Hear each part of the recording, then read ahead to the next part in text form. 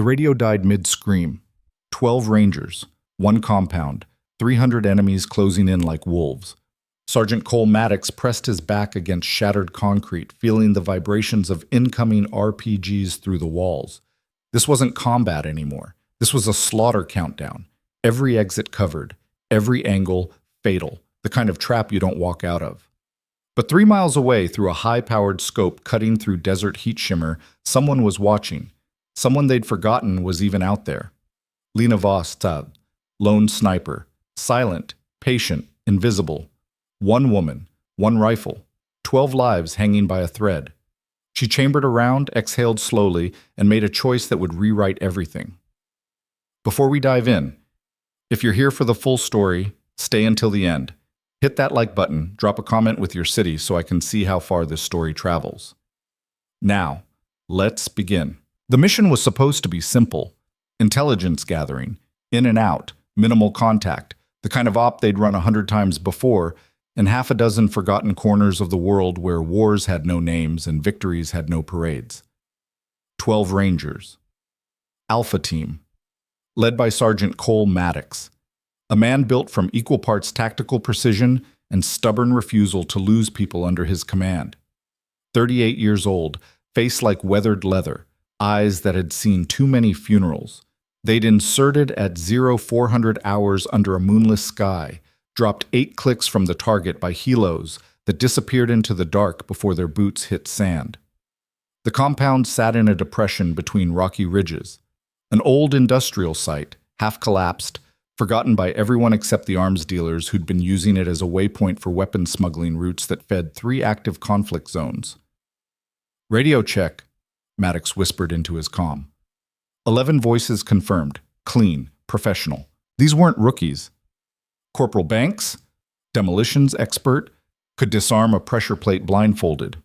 Specialist Hayes, communications, never met an encrypted channel he couldn't crack.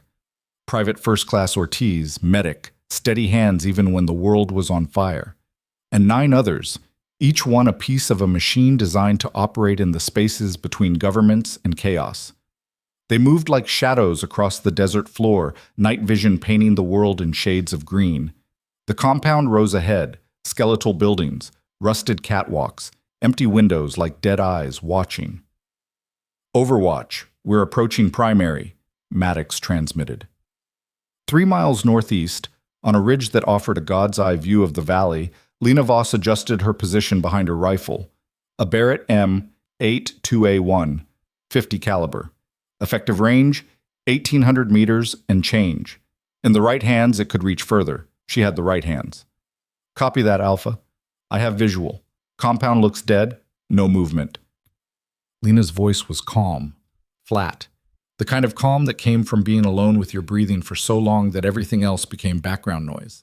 29 years old, 5'7", lean muscle and controlled intensity, hair pulled back tight, eyes the color of winter storms. She'd been in position since 0200, belly down in a hide site she'd spent 90 minutes constructing. Ghillie netting, natural camouflage, invisible from 3 feet away, let alone 3 miles. This was her element. The silence, the distance, the math. Overwatch. Maintain coverage on north and east approaches, Maddox said. We're going in. Roger. The team split. 6 through the main entrance, 6 around the south wall. Textbook. They drilled this kind of breach so many times it was muscle memory. Lena tracked them through her scope, watching heat signatures move through her field of view like ghosts. Everything about this felt wrong. Too quiet. Too empty. The kind of empty that wasn't natural. She keyed her mic. Alpha, I don't like this. Thermals showing cold spots in buildings 2 and 4. Could be shielded positions. Maddox paused at the entrance, hand raised. His team froze. How sure are you? 60%, but the pattern's off. This place should be hotter if it's abandoned. It's reading like someone wants it to look abandoned. Inside his helmet, Maddox's jaw tightened. He trusted Lena's instincts. They'd worked together for 18 months across 4 operations. She'd never been wrong about a cold read. Alpha Team, weapons tight. Expect contact. Overwatch, stay sharp. They entered. The compound interior was a maze of corrugated metal walls and broken machinery, rust and decay. old oil stains on concrete. Maddox moved point, rifle up, scanning corners. Behind him, Banks covered left, Hayes right, Ortiz center. Nothing. Just wind through empty spaces and the creak of metal. They pushed deeper, room to room, hall to hall, standard, clear pattern. That's when Lena saw it. Through her scope, on the ridge opposite her position, 2 clicks southwest. A reflection. Just a flicker. Glass catching sunlight for a fraction of a second. Her heart rate didn't change, but her focus sharpened to a razor edge. She panned left. Another reflection. Then another. 5 positions. 7. 12. Alpha, you have observers on the south ridge, multiple positions. They're watching you. Maddox stopped. How many? At least 12 confirmed. Probably more I can't see. They see us? If they have thermals, yes. Maddox's mind raced. They were halfway into the compound. Exposed. If this was surveillance, they could abort. But if this was... The first RPG screamed out of Building 4. It missed Hayes by 3 feet and punched through a metal wall like paper, detonating in the room beyond with a sound that turned the world into ringing white noise. Contact! Contact! All positions! Gunfire erupted from everywhere at once. Windows, doorways, rooftops, 50, 60, 100 muzzle flashes lighting up the compound like a deadly constellation. The Rangers dove for cover as bullets chewed through metal and concrete, sparks flying, ricochets screaming. Lena's scope snapped to the rooftops. She counted enemies. Fast. Automatic weapons, RPG teams, coordinated fields of fire. This wasn't a coincidence. This was a kill box. Alpha, you're in a prepared ambush. Estimate 60-plus hostiles, building 2 through 7. Maddox slammed into cover behind a concrete barrier, rounds hammering the other side. His radio crackled with overlapping voices. Taking fire east side. Banks is hit. Need suppression north wall. They're everywhere. He keyed his mic, shouting over the chaos. Overwatch, we need fire support now. Lena was already moving. Her first target, rooftop, building 3. Machine gunner with a PKM, laying down a curtain of fire that had 2 Rangers pinned in a hallway with no exit. She controlled her breathing, in, out, heart rate dropping. The world narrowing to the reticle, the wind, the distance, 2,200 meters. Crosswind, left to right, 8 knots. Temperature, 94 degrees. Elevation angle, 12 degrees down. Her finger touched the trigger. Math became reality. The 50 cal round left the barrel at 2,800 feet per second. It crossed 3 miles of desert air in 2.1 seconds, dropped 18 inches, drifted 6 inches right.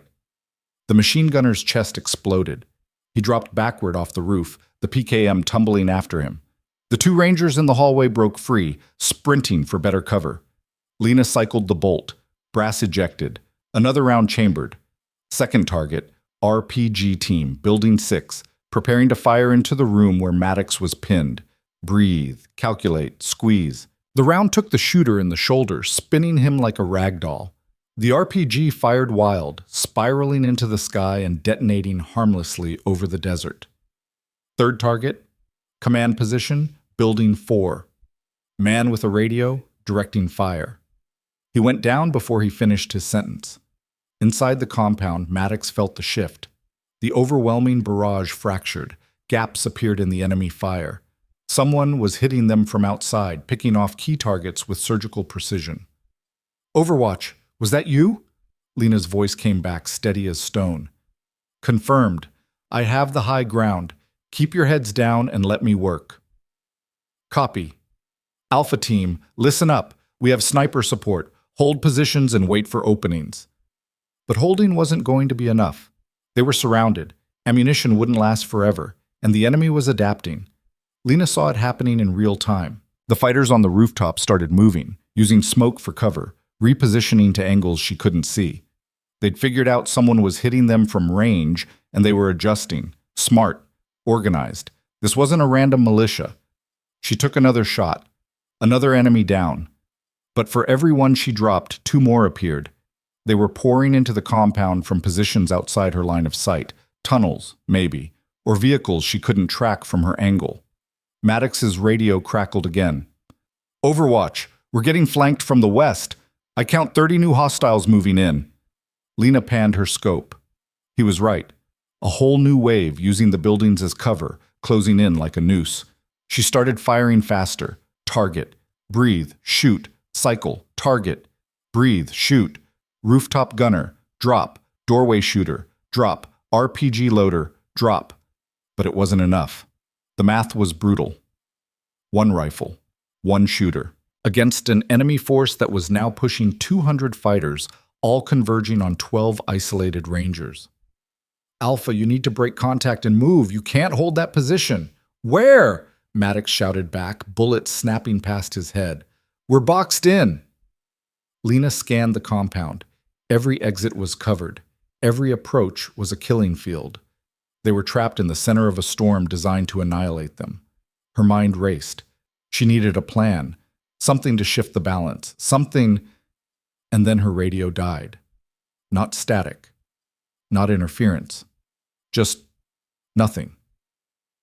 She checked the battery, full, checked the frequency. Correct. Tried to transmit. Silence. Jammed. Someone had cut the link. 3 miles away, surrounded by an army, the Rangers were now completely alone.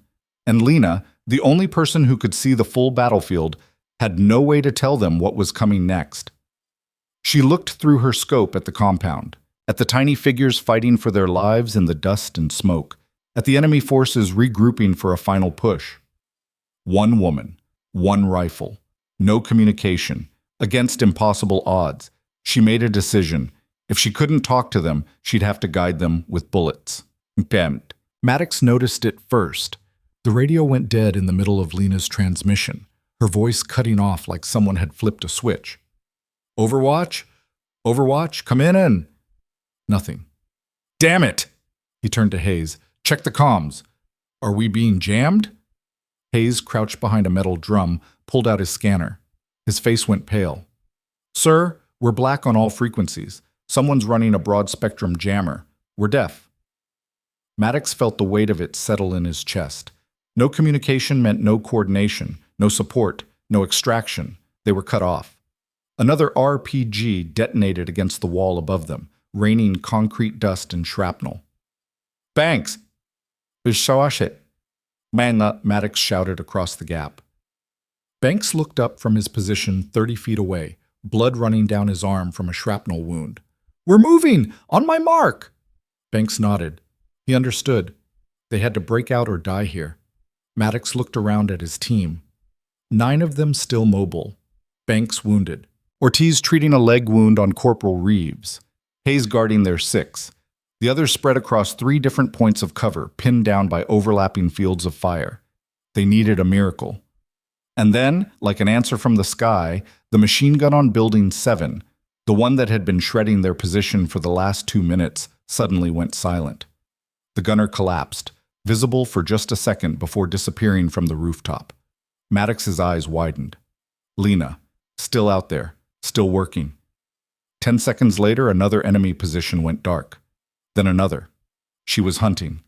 Without comms, without coordination, she was systematically dismantling the kill box from 3 miles away. She's still with us, Maddox said to no one in particular. Then louder. Alpha team, sniper support is active. When positions go quiet, you move. Understand? Scattered acknowledgments came back.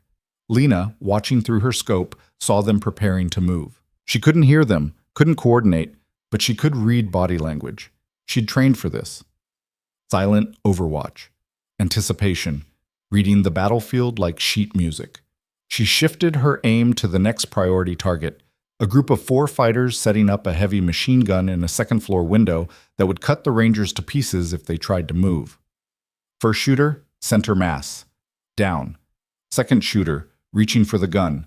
Down. Third shooter, turning to flee. Down.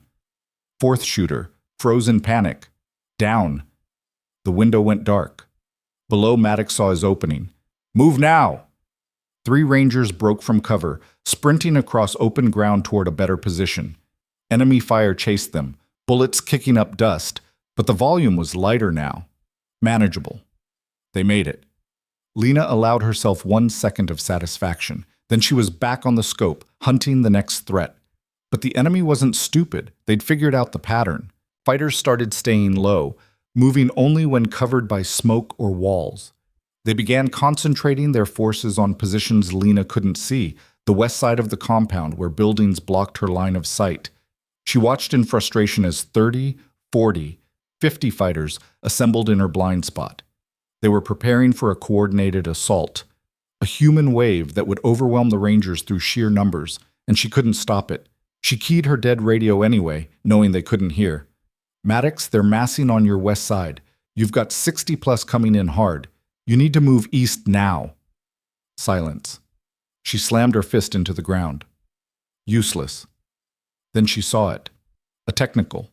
A pickup truck with a mounted machine gun, rolling into position on the south ridge. Not inside the compound, outside. Setting up for a flanking run. If that truck made it to the compound, it would tear through the Rangers' positions like paper. Lena shifted her aim. The truck was moving fast, bouncing over rough terrain. Moving target.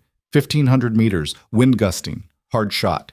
She tracked it, led it, controlled her breathing. The truck hit a bump, went airborne for a fraction of a second. She fired. The round punched through the driver's side windshield. The truck swerved violently, flipped, rolled 3 times, and exploded as the fuel tank ruptured. The machine gunner was thrown clear, engulfed in flames. Inside the compound, Maddox saw the explosion on the ridge. He didn't know what it meant, but he knew Lena was still fighting, still keeping them alive. "We're not dead yet," he muttered. Hayes looked at him. "Sir, what's the play?" Maddox scanned their situation. They were in a central room with 2 exits, one to the north, covered by enemy fire, one to the south, their blind spot, probably swarming with hostiles. They were out of options. "We fight," Maddox said simply. "We hold until extraction or until we run out of bullets. No surrender, no retreat. We make them pay for every inch." The team nodded. No arguments. They'd known the risks when they signed up. Ortiz finished bandaging Reeves's leg and tossed him a fresh magazine. "Welcome back to the party." Reeves grinned through the pain. Wouldn't miss it. But Lena, watching from her ridge, saw what they couldn't. The enemy wasn't just attacking. They were herding, pushing the Rangers toward the southeast corner of the compound, toward a kill zone. She scanned that corner through her scope and her blood ran cold. IEDs, daisy-chained, hidden under debris, pressure triggered. If the Rangers moved that direction, they'd walk right into it. She had to stop them. But how? She couldn't communicate, couldn't warn them. Then an idea formed. She aimed at the ground 30 feet in front of the southeast exit, adjusted for ricochet, fired. The 50 cal round hit the concrete and sparked, kicking up a cloud of dust and sending a visible impact crater spreading across the ground. Inside, Maddox saw the impact, frowned. That wasn't a miss. Lena didn't miss by 30 feet. She was trying to tell him something. "Hold up," he shouted. "Nobody move southeast." Hayes looked confused. "Sir?" That was a warning shot. Overwatch just told us not to go that way. Banks, despite his wounded arm, managed a weak laugh. "She's talking to us with bullets. I love that woman." Maddox looked at the other exits. North was still hot with fire. West was their blind spot. East was another impact. This time on the ground to the north. Another warning. "Okay," Maddox said slowly. "Not north either. She's steering us." A third impact, this one to the west, but softer, deliberate, different. "That one wasn't a warning," Hayes said. "That was a marker." Maddox understood. "She's telling us to go west. She's clearing a path." As if in confirmation, gunfire erupted from the west, but not at them. At the enemy positions, Lena had shifted her fire, hammering the fighters massing in the blind spot, forcing them to scatter. "Alpha team, we move west on my mark. 3, 2, 1, go!" They moved as one. Fast, disciplined, covering each other. Lena's rifle sang above them, each shot precisely timed to suppress anyone who tried to block their path. Enemy down, enemy down, enemy down. The Rangers punched through the west wall and into an alley. Smoke hung thick in the air. Visibility was maybe 20 feet. Maddox pushed forward, rifle up, heart pounding. They were moving, finally moving. Maybe, just maybe, they could. The alley opened into a courtyard, and 50 fighters were waiting. Time seemed to stop. Maddox saw them all at once, rifles raised, RPGs loaded. A perfect ambush within an ambush. Someone in the enemy ranks shouted a command, every weapon trained on the Rangers. And Maddox knew this was it. This was where it ended. He raised his rifle anyway. If he was going to die, he'd die fighting. The enemy leader smiled. His fingers started to tighten on the trigger, and then his head exploded. Lena's bullet arrived a fraction of a second before his command to fire, turning his skull into red mist. The fighters around him froze in shock. That 1 second of hesitation was all the Rangers needed. "Light them up!" Maddox roared. 12 rifles opened fire at point-blank range. The courtyard became a slaughterhouse. The Rangers moved like a single organism, covering, reloading, advancing, trained brutality unleashed in controlled bursts. Enemy fighters fell, scattered, broke. The Rangers pushed through, over bodies, through smoke, deaf to everything except the rhythm of combat. They breached the far wall and stumbled into open ground beyond the compound. Desert, empty, beautiful. "Run!" Maddox shouted. They ran. Behind them, the compound erupted with gunfire as the remaining enemy forces realized their targets were escaping. Bullets chased them across the sand, kicking up dust clouds. But Lena was faster. She tracked the rooftops. Any enemy who tried to get an angle on the fleeing Rangers found a 50 cal round waiting. She fired until her barrel glowed, until the enemy stopped trying. The Rangers made it 200 meters before collapsing behind a rocky outcrop, gasping for air, covered in dust and blood. Maddox did a head count. 12. All 12. Wounded, battered, but alive. He looked back at the compound. Smoke rising, bodies everywhere. The kind of fight you're not supposed to survive. And yet, "Sir," Hayes said quietly, "radio's back, jammers down." Maddox grabbed his radio. "Overwatch, this is Alpha. Do you copy?" For a long moment, nothing. Then, "I copy, Alpha. You guys okay?" Her voice, calm, like she'd just finished a routine drill. Maddox laughed. Actually laughed. The sound felt foreign in his throat. "We're alive. Thanks to you. Just doing my job." "That wasn't a job. That was—" He paused, searching for words. "I don't even know what that was." "It was enough," Lena said simply.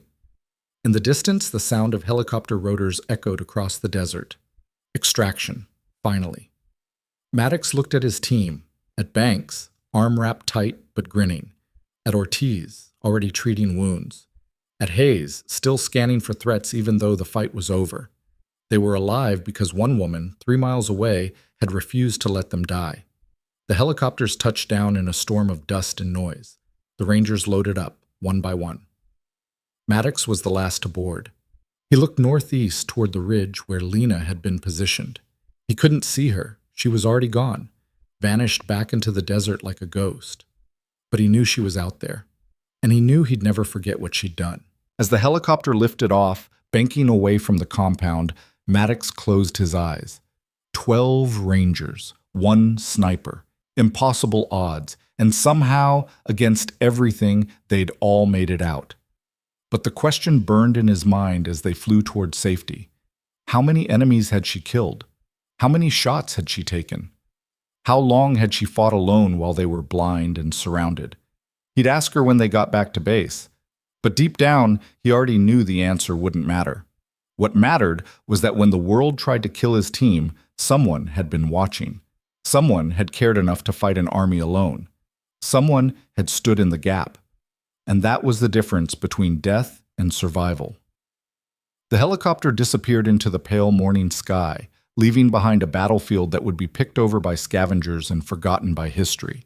But the 12 Rangers on that bird would never forget, and neither would the lone sniper who'd saved them all. The debrief room at Forward Operating Base Sentinel was cold despite the desert heat bleeding through the walls.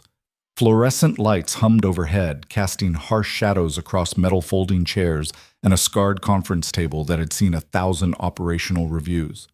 Lena sat alone in the corner, still in her combat fatigues, dust caked in the creases of her gear. She'd been back for 3 hours, cleaned her rifle, inventoried her remaining ammunition, filed her initial report. The routine kept her hands busy while her mind processed what had happened. 47 shots fired, 43 confirmed kills, 4 suppression rounds. The numbers played on repeat in her head, clinical and detached, the way she'd been trained to think about it. Not people, not lives, just math, just problems solved at distance. The door banged open and Colonel Marcus Harding strode in, followed by 2 captains she didn't recognize. Harding was 52, built like an artillery shell, compact, blunt, devastating when deployed. He'd been running operations in this sector for 18 months and had a reputation for expecting perfection and accepting nothing less. Voss? His voice carried the weight of command. She stood, came to attention. Sir. Sit down. He dropped a tablet on the table, screen showing aerial footage of the compound. We need to talk about what happened out there. The 2 captains flanked him, pulling out chairs. The one on the left, Captain Brennan, according to his name tape, had the look of someone who'd spent more time behind desks than in the field. The one on the right, Captain Torres, had a combat patch from the 75th Ranger Regiment. He was studying Lena with the kind of intensity that came from professional respect mixed with curiosity. Standard debrief, sir? Lena asked. Not exactly. Harding tapped the tablet, bringing up thermal imagery. This is satellite footage from 0600 to 0743 hours. The firefight. You see this? The screen showed heat signatures. The Rangers in the compound center, enemy forces surrounding them, and a single dot 3 miles away. Her position. Yes, sir. You were ordered to provide overwatch and intelligence, surveillance, long-range observation. Harding's finger jabbed at the screen. This shows you engaging multiple targets over a 40-minute period. That's not overwatch. That's active combat. Lena kept her expression neutral. The situation escalated, sir. Alpha Team was in immediate danger. Immediate danger? Brennan leaned forward, his voice sharp with bureaucratic skepticism. Sergeant, you made the decision to engage without authorization, without communication with command. You operated completely independently. The radio was jammed, sir. I had no communication with anyone. Exactly our point, Brennan continued. You had no situational awareness beyond your limited field of view. You couldn't coordinate. You couldn't verify targets. You could have hit our own people. Lena's jaw tightened, but she kept her voice level. I maintained positive identification on every target, sir. Range, wind, elevation, all calculated. I knew where Alpha Team was at all times. I would never fire without certainty. Torres spoke up for the first time, his tone less accusatory. How many hostiles did you engage? 47 shots fired, 43 confirmed kills, 4 suppression rounds. The room went quiet. Brennan blinked. 43 confirmed? How do you confirm kills at 3 miles without a spotter? I watched them fall, sir. If they don't get back up, they're confirmed. That's not protocol. Protocol doesn't account for being outnumbered 20-1 with no support, Lena cut in, then immediately regretted it. She wasn't the type to talk back. But the exhaustion was catching up with her, and the implication that she'd somehow acted recklessly was grinding against her nerves. Harding raised a hand, silencing Brennan. Continue, Sergeant. Walk me through your decision-making process. Lena took a breath, organizing her thoughts. At 0618, I observed Alpha Team entering the compound. At 0631, I detected enemy observers on the South Ridge. I reported this. At 0637, the ambush was initiated. Multiple enemy positions with overlapping fields of fire. Alpha Team was pinned with no viable egress route. I made the assessment that without immediate intervention, they would be overrun within minutes. So you took it upon yourself to start shooting, Brennan said. I prioritized threats. Heavy weapons first, machine guns, RPG teams, then command and control. Anyone directing fire or coordinating movement. Then suppression of positions blocking Alpha's movement corridors. Torres was nodding slowly. You were conducting fire support without being asked. I was keeping 12 Rangers alive, sir. By killing 43 enemy combatants, Harding said, his tone unreadable. Alone. From 3 miles away. In combat conditions with limited visibility and no spotter verification. Yes, sir. Another silence. Then Harding leaned back in his chair, studying her. Sergeant Voss, do you understand why we're having this conversation? This isn't about whether you saved Alpha Team. You did. Maddox's report makes that clear. This is about chain of command, about operating within the bounds of your orders. With respect, sir, my orders were to provide overwatch and protection for Alpha Team. I interpreted that as doing whatever was necessary to keep them alive. Interpretation isn't your job, Brennan snapped. Following orders is. Lena's eyes flicked to him, cold and sharp. If I'd followed orders exactly as written, 12 Rangers would be dead right now, including Sergeant Maddox. I made a judgment call in the field. That's what snipers do. That's what commanders do, Brennan shot back. You're not a commander. You're a specialist weapon. You don't make strategic decisions. The words hit like a slap. Lena felt heat rising in her chest but forced it down. She'd heard this before. Different words, same message.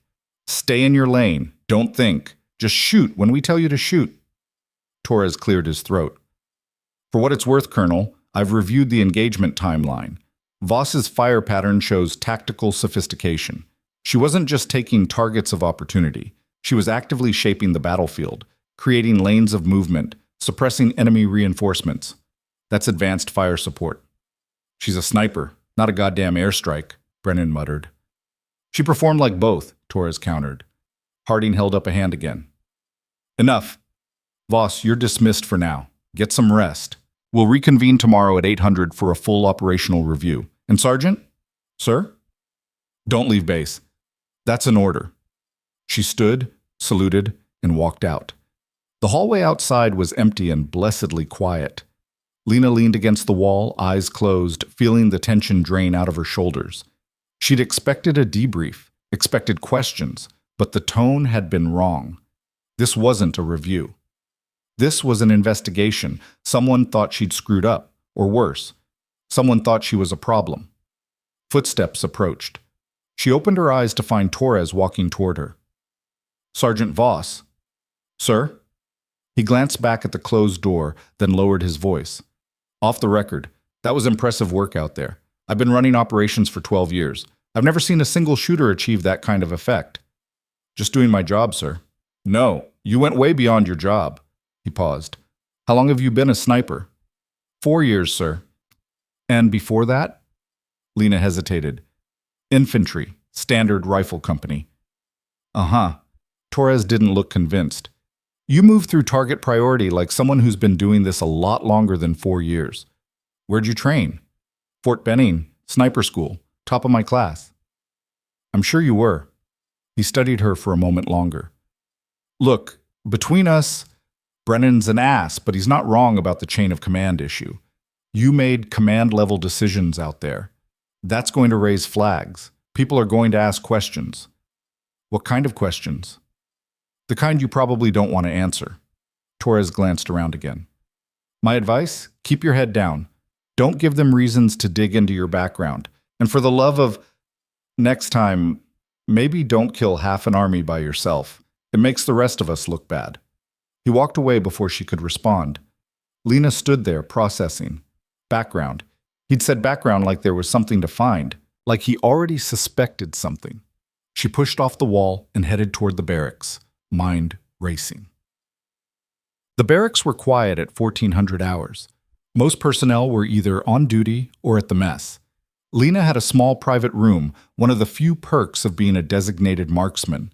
She locked the door behind her, dropped her gear, and sat on the edge of the narrow cot. Her hands were shaking. Not from fear, from the adrenaline finally wearing off, leaving behind the crash. She'd been running on fumes and focus for the last 8 hours, and now that the mission was over, the mission review was done, her body was demanding payment for all that borrowed energy. She lay back, staring at the ceiling. Tried to sleep. Couldn't. Every time she closed her eyes, she saw the scope view, the compound, the targets, the math of death playing out in wind calculations and bullet drop. 43 people. 43 human beings who'd woken up that morning and made choices that led them to that place, at that time, on the wrong end of her rifle. She'd been trained not to think about it. Trained to compartmentalize. Enemy combatants. Hostile forces. Targets. Not people, but in the quiet, in the dark. The compartments leaked. A knock on the door jolted her upright. Voss?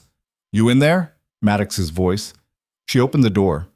He stood there looking like he'd been through a wood chipper, fresh bandages on his arms, bruises darkening on his face, uniform swapped for clean fatigues, but still carrying the weight of combat in his posture. Sergeant, can I come in? She stepped aside. He entered, glanced around the sparse room, then turned to face her. I heard about the debrief, he said. Heard Brennan gave you hell. It's fine. It's not fine. You saved my team, all of us. And they're treating you like you did something wrong. Lena shrugged. I operated outside my orders. Technically, they're right. Technically, you're a hero. I'm not a hero. I'm a sniper. I saw targets and I eliminated them. Maddox studied her, frowning. You really believe that? It's what I'm trained to believe. Bullshit. He sat down on the single chair without asking, leaning forward with his elbows on his knees.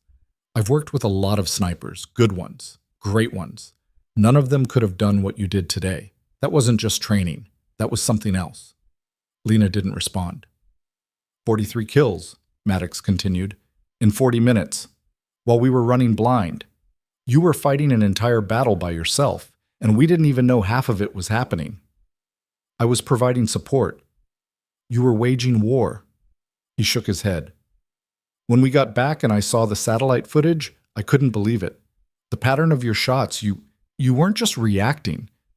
You were orchestrating, moving us like chess pieces, clearing paths, creating opportunities. That's the job. No, the job is to observe and report. Maybe take a few high-value targets. What you did, he trailed off, searching for words. What you did was save 12 lives against odds that should have been impossible. And now they're investigating you for it. They're doing their job too, Lena said quietly. Their job is to support soldiers in the field, not second-guess them from an air-conditioned office. Maddox stood, started pacing. I've already filed my report, stated clearly that without your intervention, Alpha Team would have been wiped out. I'm recommending you for a commendation. Don't. He stopped. What? Don't recommend me for anything. It'll just make this worse. Make what worse? Lena turned away, looking at the wall. The attention, the questions, the scrutiny. You don't want recognition? I want to do my job and be left alone. Maddox was quiet for a long moment. When he spoke again, his voice was softer. You're running from something. She didn't answer. I've seen it before, he continued. Good soldiers who don't want anyone looking too close, who keep their heads down, who are too good at what they do but don't want anyone to notice. He paused. What are you hiding, Voss? Nothing. I don't believe you. She turned to face him, keeping her expression neutral. Believe what you want, Sergeant. I'm just a sniper, that's all. Nobody's just anything. I am. They stared at each other. The silence stretched. Finally, Maddox sighed. Fine. Keep your secrets, but you should know what you did today matters, to me, to my team.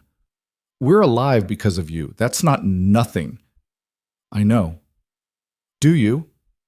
He moved toward the door, paused with his hand on the frame. Banks wants to buy you a drink. Hayes wants to know how you calculated wind drift at that range. Ortiz wants to shake your hand. They all want to thank you. You should let them. Maybe later. Later might not come. We're shipping out in 72 hours. New assignment. Different sector. He looked back at her. This might be the only chance you get to let people see you as more than just a ghost on a ridge. After he left, Lena sat in the silence again. But this time, the compartments held. The mess hall at 1800 hours was controlled chaos. 200 personnel trying to eat before evening duty rotations, conversations blending into white noise, the smell of reconstituted food and strong coffee. Lena grabbed a tray and moved through the line, keeping her head down, avoiding eye contact. She'd learned early that invisibility was a survival skill. Don't be memorable. Don't be noticed. She found an empty table in the corner and sat with her back to the wall. Old habit from combat zones where exposure meant death. The food was tasteless, but she ate mechanically, refueling. Mind if we sit? She looked up. Three of Maddox's rangers stood there: Banks, Hayes, and Ortiz. Banks had his arm in a sling, but was grinning like he'd won the lottery. "It's a free country," Lena said. They sat down anyway. "Voss, right?" Banks extended his good hand. "Corporal James Banks, demo guy. Also the lucky bastard who almost got turned into pink mist about 6 times today until you started working magic." She shook his hand briefly. "Just doing my job." "Yeah, we keep hearing that." Hayes leaned forward, eyes bright with curiosity. "Question. How the hell do you calculate bullet drop at 3 miles in combat conditions? I've done sniper familiarization and the math alone takes like 30 seconds per shot." "Practice." "Practice," Hayes repeated flatly. "Right. So you're telling me you ran ballistic calculations for 47 shots, adjusted for wind, temperature, elevation angle, and target movement, all while under stress? And you just practiced?" Lena shrugged. Ortiz, the medic, was watching her with a different kind of intensity. Less curiosity, more assessment. "You were in position for what, 4 hours before the fight?" 5. "Alone?" "That's how Overwatch works. Most snipers work in pairs, spotter and shooter. I work alone." "Why?" The question hung there. Lena took a drink of water, buying time. Easier to stay hidden with one person, quieter, more mobile. "Or maybe you don't trust anyone else," Ortiz said quietly. The table went still. Lena met his eyes. "I trust people to do their jobs. I do mine." "Fair enough." Ortiz didn't look away. "But for what it's worth, you had our backs today. That means something. In my world, that means your family. We're not family. We're soldiers who happen to be in the same place at the same time." Banks laughed. "Ice cold, I love it." He turned to Hayes. $50 says she's got a kill count higher than everyone in this room combined." "I'm not taking that bet," Hayes muttered. "Smart man." Lena stood abruptly. "I need to go." "Wait," Ortiz started, but she was already walking away, tray abandoned, weaving through the crowded mess hall toward the exit.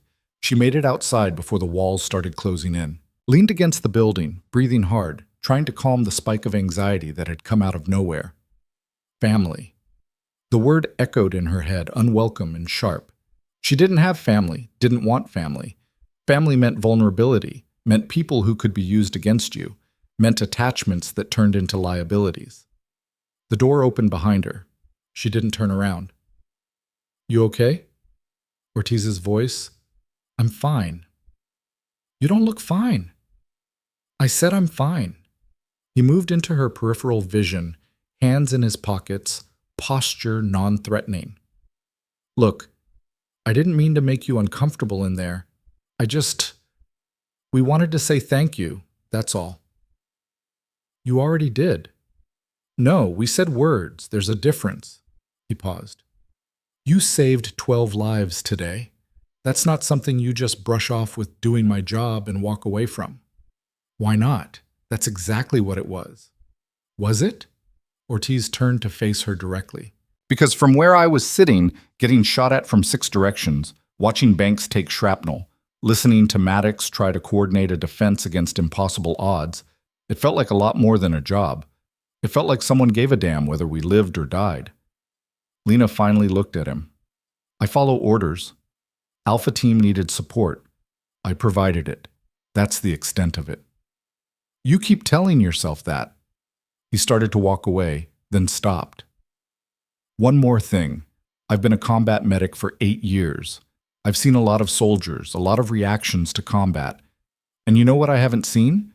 Someone who kills 43 people and shows zero emotional response. No shakes, no 1,000-yard stare, no nightmares. Nothing." He tilted his head. "That's not normal, Voss. That's training. Serious training. The kind that makes me wonder who you were before you showed up here as just a sniper." He left her standing there. The desert night was settling in, temperature dropping fast, stars beginning to pierce through the darkening sky. Lena stared at the horizon, Ortiz's words circling in her mind. He was right. She should be feeling more. The shakes, the guilt, the weight of taking lives. She'd seen other soldiers break down after their first kill, let alone their 40th. But she felt nothing, just the calm, just the certainty that she'd done what needed to be done. And that scared her more than any firefight, because it meant the training had worked. It meant they'd succeeded in turning her into exactly what they'd wanted, a weapon without hesitation, without remorse, without the weakness of human emotion. She pushed off the wall and started walking toward the perimeter, away from the lights and noise of the base. She needed space, needed silence. The guard at the gate nodded as she passed. "Evening, Sergeant." "Evening. Heard what you did today. Hell of a thing." She didn't respond, just kept walking into the darkness beyond the fence line. Not far, just enough to breathe, to think. The desert stretched endlessly in every direction, cold and indifferent. She'd always felt comfortable in places like this, empty places. No people, no complications, just the wind and the stars and the silence. She sat on a rock outcropping, pulled out her rifle maintenance kit, and started field stripping her sidearm. Muscle memory. Comforting routine. Disassemble, clean, inspect, reassemble. Her hands moved automatically while her mind wandered. 4 years. 4 years since she'd walked into that recruiting office and signed papers that would erase her old life. 4 years of becoming someone new, someone useful, someone who could make a difference, someone who could kill without feeling. The sound of footsteps on sand made her look up. Colonel Harding emerged from the darkness, alone, hands clasped behind his back. "Sergeant Voss." She stood. "Sir." "At ease," he gestured to the rock. "May I?" "It's your base, sir." He sat, groaning slightly. "Getting too old for this. Combat commands are for young officers with something to prove." He looked out at the desert. "I used to come out here when I needed to think, before the base expanded and this became outside the wire, back when it was just a FOB with 20 people and a prayer." Lena remained standing, weapon half assembled in her hands. "I read your full file tonight," Harding said. "Not just your military record, the whole thing. Everything before you enlisted." Her blood went cold. "Sir?" "Relax. I'm not here to interrogate you. I'm here because I've been doing this job long enough to recognize when someone's running from something." He glanced up at her. "Or running to something." "I don't understand, sir."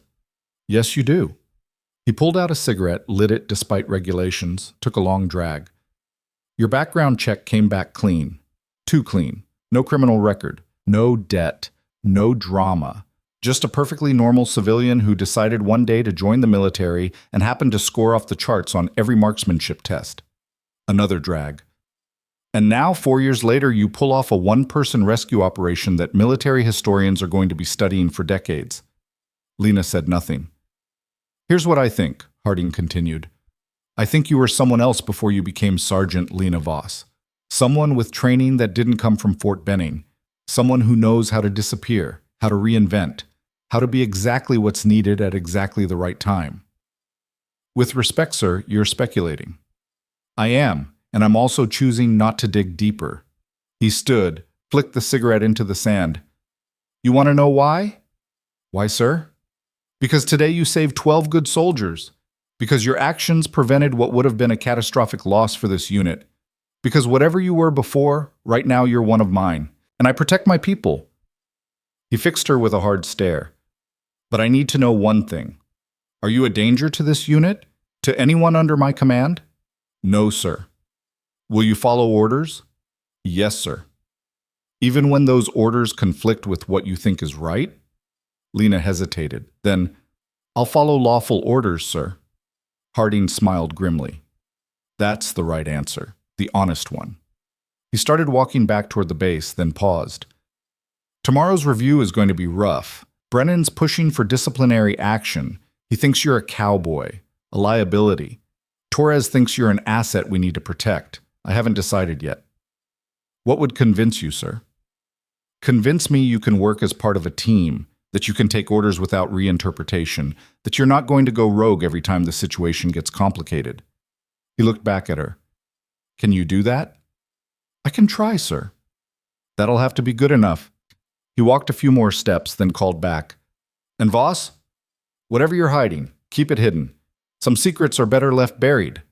He disappeared into the darkness. Lena stood alone again, finishing the reassembly of her weapon. Click, slide, lock, perfect mechanical precision. She holstered it and stared at the stars. Tomorrow would bring more questions, more scrutiny, more chances for her past to surface. But tonight, in the cold desert silence, she allowed herself one moment of truth.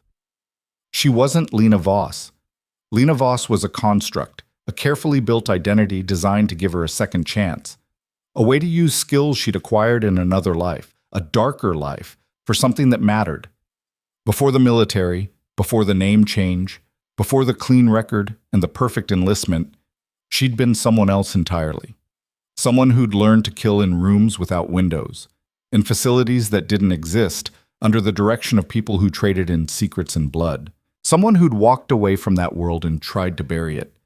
But some skills don't fade. Some training runs too deep. And when 12 lives hung in the balance, muscle memory had taken over, and she'd become, just for a moment, who she used to be. The weapon she'd been designed to be. And now people were noticing. Now people were asking questions. And the careful walls she'd built around her new life were starting to crack. She turned and walked back toward the base, mind already planning contingencies. If Harding dug deeper, what would he find? If Brennan pushed hard enough, what records might surface? If someone with the right clearance and the wrong intentions started connecting dots? The mess hall lights glowed in the distance. Inside, soldiers were laughing, eating, living. Normal people living normal lives, unaware that the woman who'd saved Alpha Team was walking among them carrying secrets that could destroy careers. Or worse. Lena slipped through the gate, nodded to the guard, and headed back to her barracks. Tomorrow, she'd face the review board. Tomorrow, she'd answer more questions. Tomorrow, she'd keep lying about who she really was. But tonight, for just a few hours, she'd let herself remember the truth and wonder how long she could keep running from it. Sleep didn't come. Lena lay in the darkness of her barracks, eyes fixed on the ceiling, listening to the bass settle into its nocturnal rhythm. Generators humming, distant voices from the night watch, the occasional vehicle rolling past on patrol. Her mind kept circling back to Harding's words. Whatever you're hiding, keep it hidden. He knew. Maybe not the details, maybe not the full picture, but he knew enough to be dangerous, enough to ask the right questions to the right people. And if he did, if anyone started pulling on that thread, the whole carefully constructed lie of Lena Voss would unravel. She checked her watch.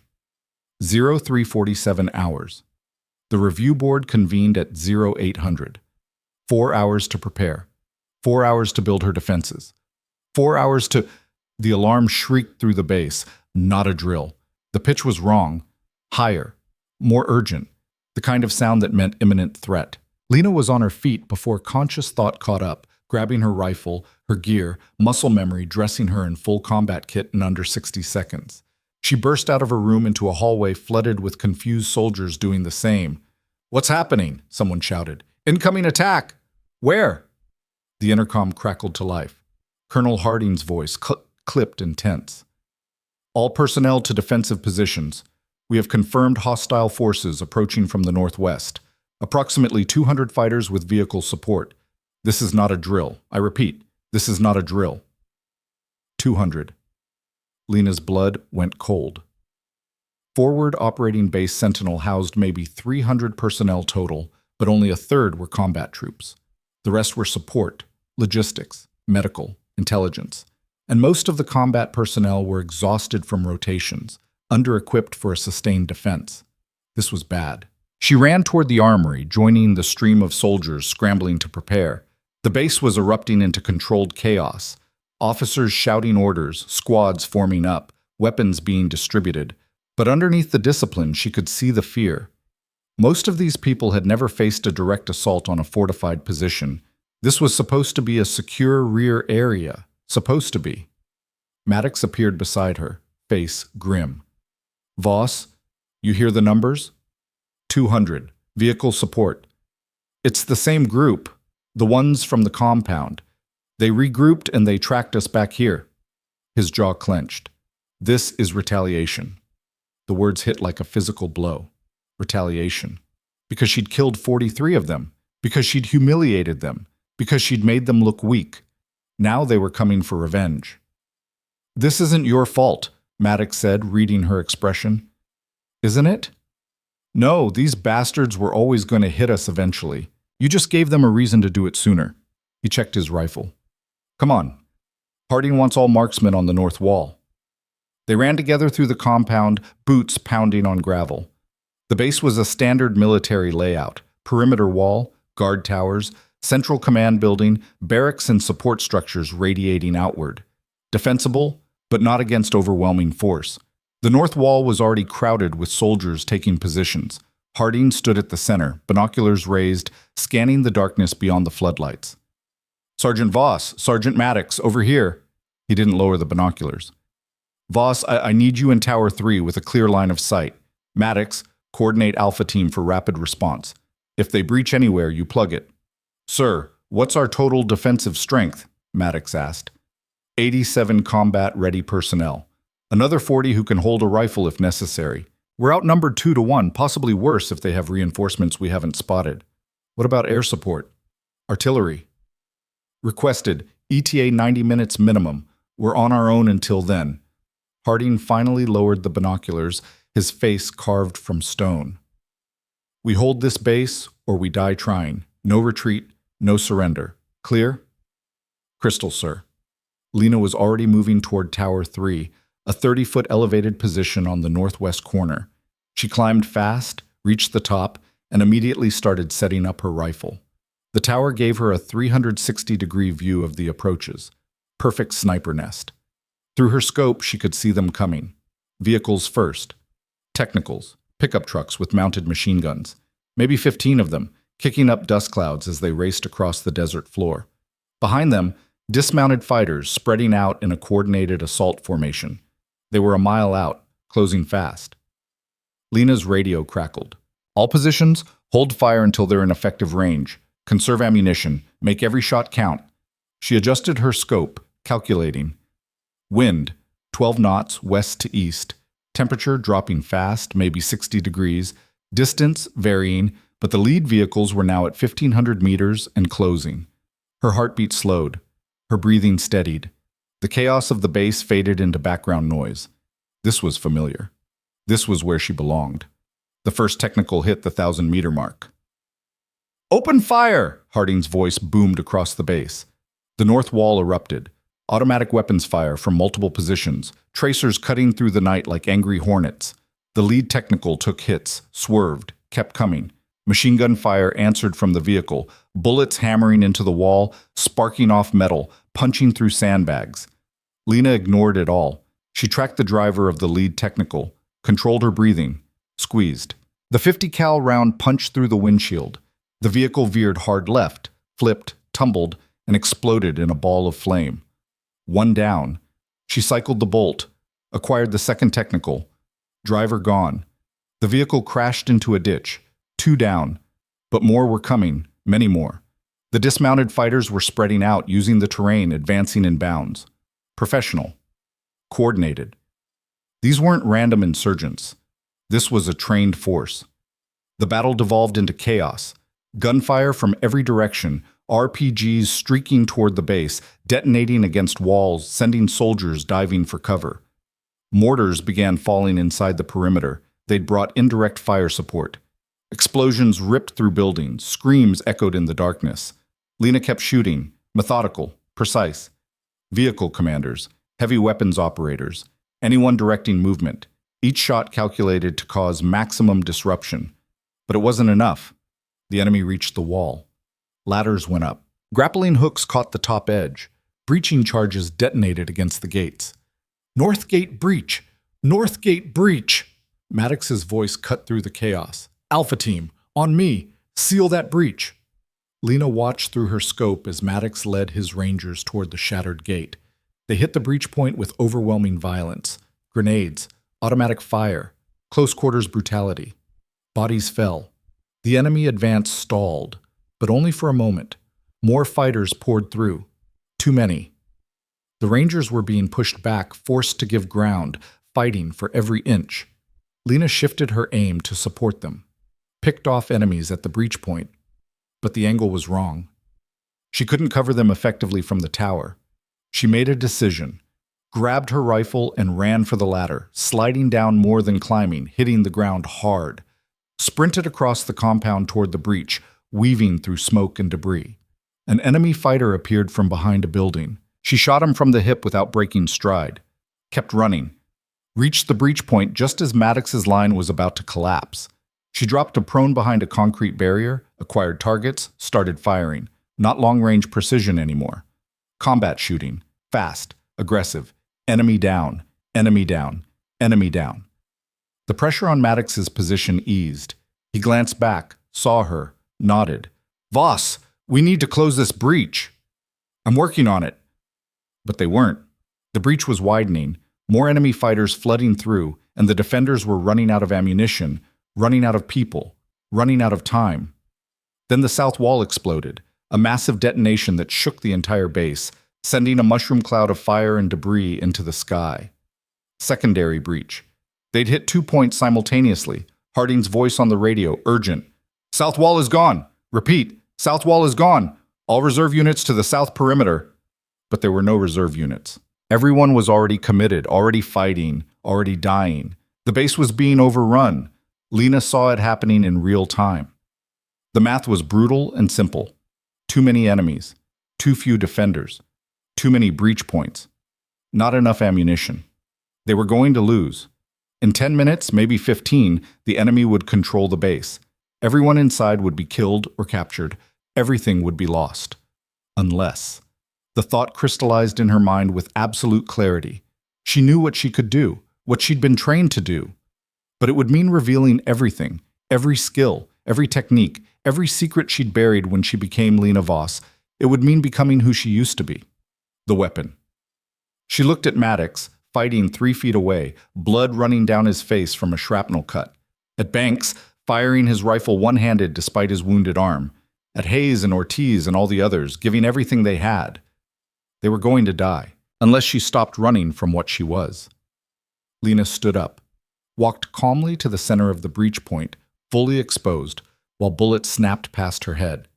Maddox screamed, "Voss, get down!" She ignored him, raised her rifle, controlled her breathing, and became something else.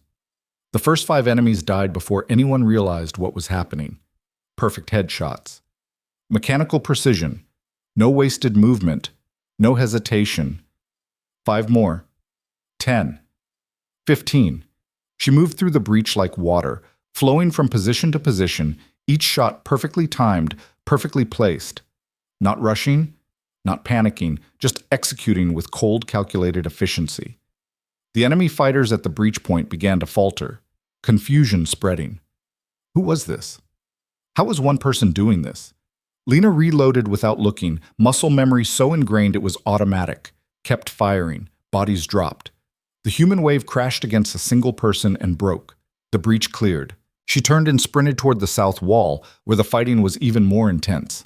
Didn't think about the bullets chasing her. Didn't think about the odds. Just ran. Reached the south breach and did it again. Target, shoot, move, target, shoot, move. A fighter with an RPG, aiming at the command building, dead before he could fire. A group trying to flank the defensive line. Dead. All of them. An enemy officer coordinating the assault. Dead. She was everywhere. Moving faster than should have been possible, shooting with accuracy that defied explanation. Not fighting like a soldier anymore, fighting like something designed specifically for this, for maximum lethality, for absolute efficiency. Someone in the enemy ranks shouted something in a language she didn't speak, but the tone was clear, fear. They'd come for revenge, they'd come to destroy the base, they'd brought overwhelming force, and they were being systematically dismantled by a single person. Lena felt it happening, the shift. The enemy momentum breaking. The assault losing cohesion, fighters starting to pull back, looking for escape routes rather than targets. She pressed harder, moved to higher ground, started taking long-range shots again, picking off vehicle crews, anyone trying to organize a retreat, anyone who looked like leadership. Harding's voice on the radio, stunned. "Who the hell is that? Who's at the south breach?" Maddox breathing hard. "It's Voss, sir." "One person?" "Yes, sir." Silence. Then, What the fuck? The enemy broke, not a tactical withdrawal, a rout, vehicles abandoning positions, fighters fleeing into the desert, complete collapse of discipline. Lena tracked them through her scope. Let them run. Focused instead on the ones still inside the perimeter. Eliminated them methodically. No mercy. No hesitation. Within 20 minutes, it was over. The base fell silent except for the crackle of fires and the moans of wounded. Smoke hung thick in the air. The north and south walls were shattered. Buildings were burning. Bodies, enemy and friendly, lay scattered across the compound. But they'd held. Against 200 attackers with vehicle support, with breaches on 2 walls, with overwhelming odds, they'd held, because one person had refused to let them fall.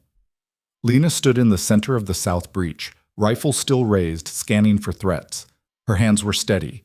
Her breathing was controlled. No shakes, no adrenaline crash. Just cold, mechanical calm. Footsteps approached. She spun, rifle coming up. Whoa! Whoa! It's me! Maddox's hands raised. It's me! She lowered the weapon slowly. He stared at her. What are you? The question hung in the air between them. Other soldiers were gathering now. Harding, Torres, Brennan, Banks, Hayes, Ortiz, all of them staring at her with expressions that ranged from shock to fear to awe. Harding spoke first, his voice quiet. Sergeant Voss. Report. South breach is secure, sir. Enemy forces have retreated. Estimate hostile casualties at 120 plus. Base perimeter is compromised but defensible pending repairs. How many did you... He trailed off, couldn't finish the question.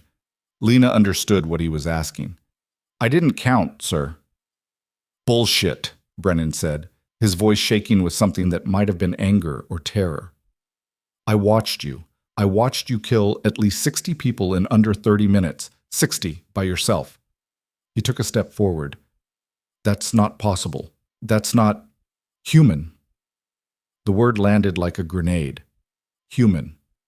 Everyone went quiet. Lena met Brennan's eyes, saw the fear there, the recognition that he was looking at something he didn't understand. Something that didn't fit into his carefully organized worldview where soldiers were soldiers, and wars were fought by people who got tired, who got scared, who missed. I'm a soldier, Lena said quietly. I did what needed to be done. No. Harding's voice cut through. No, you didn't do what a soldier does. You did what... I don't even know what to call it. He moved closer, studying her like she was a puzzle he couldn't solve. I've been in combat for 30 years. I've seen every kind of fighter, special forces, elite units, people who've trained their entire lives for this. He shook his head. I've never seen anything like what you just did. Lena said nothing. Where did you train? Harding demanded. And don't tell me Fort Benning. Don't tell me standard military. What you just did requires years of conditioning, specialized programs, the kind of training that doesn't exist in official channels. The moment crystallized. She could lie, could deflect, could try to maintain the facade of Lena Voss, ordinary soldier. But they'd all seen, they all knew, the mask was gone. I can't tell you that, sir, she said finally. Can't or won't. Both. Harding's expression hardened. That's not good enough. Good. I have over 300 people on this base. I need to know if you're a threat. I'm not. Prove it. I just saved this base. No, you did something else. You executed a combat operation that shouldn't be possible for a single operator. You moved like you knew every enemy position before they took it. You shot like you had computer-assisted targeting. You fought like you've done this 1,000 times before. He paused. So I'll ask again. Where did you train? Who are you really? And what aren't you telling me? Lena looked around at the gathered soldiers, at their faces, seeing the shift from gratitude to suspicion, from relief to fear. They were afraid of her now, not because she'd failed them, because she'd succeeded too well. I was part of a program, she said quietly, before I enlisted, a private military research initiative that studied combat efficiency, advanced tactics, psychological conditioning for high-stress operations. The lies came easily now, built over years of practice. It was disbanded 5 years ago. Everyone involved signed non-disclosure agreements. That's all I can say. That's all you can say, Harding repeated flatly. Yes, sir. And we're just supposed to trust that? Supposed to believe you're on our side? I've given you no reason not to trust me. You've given me plenty of reasons, Brennan interjected.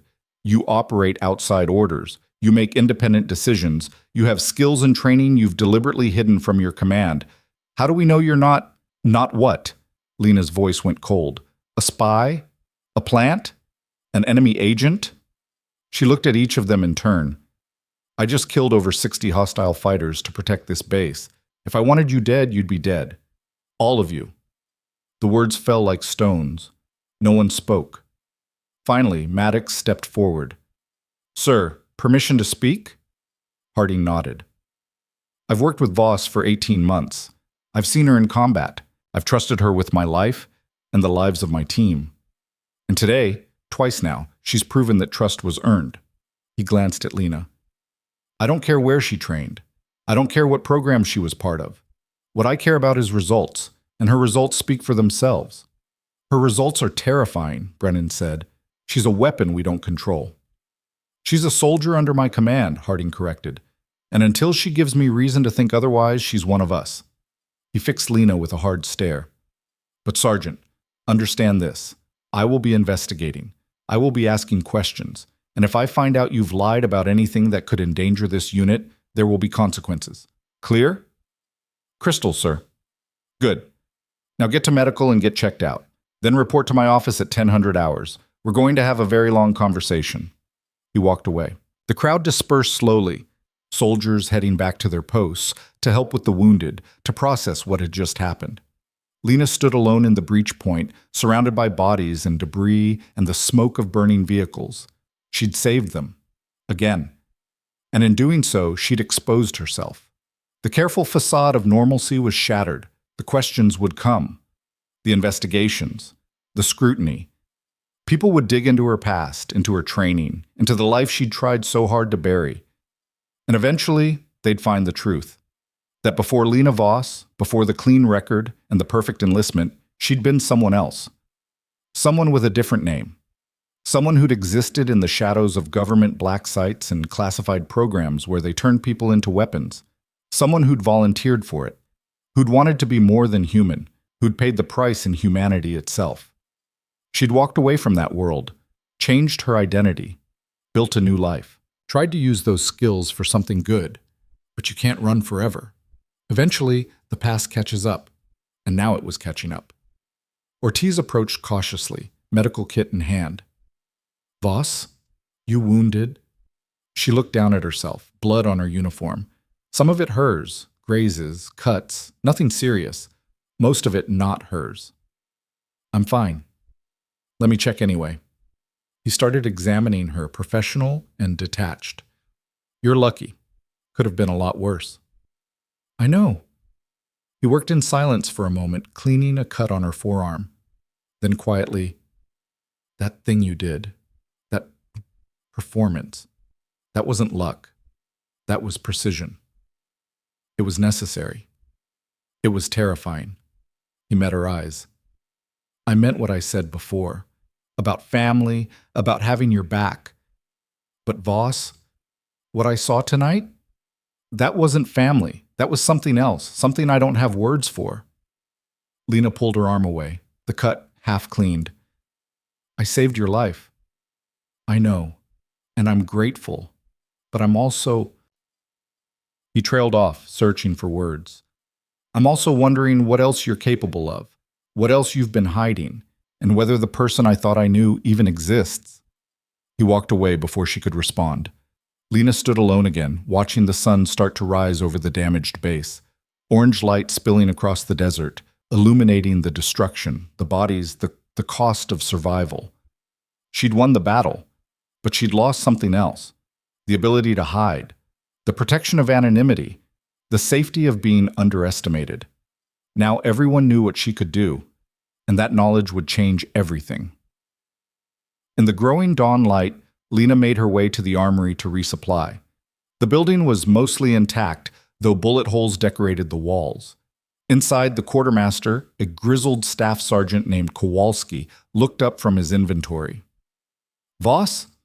His tone was neutral, but his eyes carried weight. Heard what you did. Just following orders? Right. He didn't sound convinced. What do you need? Ammunition, 5.56 and 50 cal, cleaning supplies, new optics if you have them. Mine took shrapnel. Kowalski pulled the supplies without comment, stacking them on the counter, then paused. My nephew was on the south wall. He's 22, fresh out of basic. This was his first real firefight. Lena waited. He's alive because of you, so thank you. The words felt strange, uncomfortable. She nodded and took her supplies. Outside, the base was transforming from battlefield to recovery zone. Medics moving between wounded, engineers assessing structural damage, soldiers collecting weapons from dead enemies. The grim machinery of aftermath. Lena walked through it all, invisible again despite everything. People gave her space, avoided eye contact. She was the soldier who'd saved them, and the unknown quantity they now feared. She made it to her barracks, dropped her gear, and sat on the cot. Her hands started shaking, not from fear, not from adrenaline, from the simple act of stopping, of allowing her body to acknowledge what she'd just done, what she'd revealed. She'd killed over 60 people in less than 30 minutes, moved through combat with mechanical efficiency, demonstrated capabilities that raised questions she couldn't answer. And tomorrow, today, in a few hours, she'd face Harding's interrogation. The careful lies she'd prepared might not be enough anymore. Not after this. Not after they'd seen proof that she was something more than a standard soldier. A knock on the door interrupted her thoughts. Come in. Maddox entered, looking exhausted. He sat down heavily in the chair, didn't speak for a long moment. Finally, Alpha Team wants to put you up for a Medal of Honor. Lena's stomach dropped. No. Vossat? No, absolutely not. I don't want recognition. I don't want attention. I want to be left alone to do my job. You saved this entire base. That deserves recognition. It deserves silence. She looked at him hard. If you nominate me for that medal, it brings investigators, media, questions about every operation I've been part of, background checks that go deeper than military records. She leaned forward. That can't happen. Maddox studied her. Why? What are you so afraid of them finding? The truth. Which is? She didn't answer. He sighed, rubbed his face. I've been doing this a long time, Voss. I've worked with a lot of operators, special forces, black ops, people with clearances above my pay grade, and I can always tell when someone's running from something. He paused. Whatever you're running from, it must be bad if you'd rather stay invisible than be recognized as a hero. I'm not a hero. You are to us. Then you don't know what a hero is. The words came out harsher than intended. Maddox flinched slightly. Maybe I don't, he said quietly, but I know you saved my team twice. I know you fought alone against impossible odds and won. I know that whatever secrets you're carrying, they haven't stopped you from being on the right side. He stood to leave. I'll tell the team to hold off on the recommendation. But Voss, eventually you're going to have to trust someone. You can't carry everything alone forever. After he left, Lena lay back on the cot, staring at the ceiling again. Trust someone. The words echoed in her mind, but trust meant vulnerability. Trust meant sharing secrets that could destroy her. Trust meant letting someone see the darkness she'd come from. And that was a risk she couldn't take. Not yet. Maybe not ever. The sun was fully up now, harsh light streaming through the window.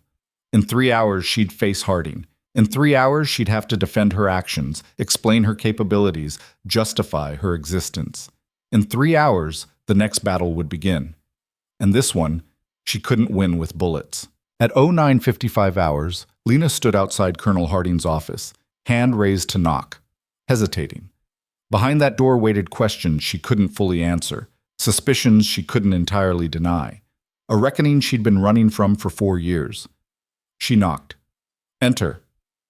The office was cramped and functional, metal desk, filing cabinets, a map of the operational area covering one wall.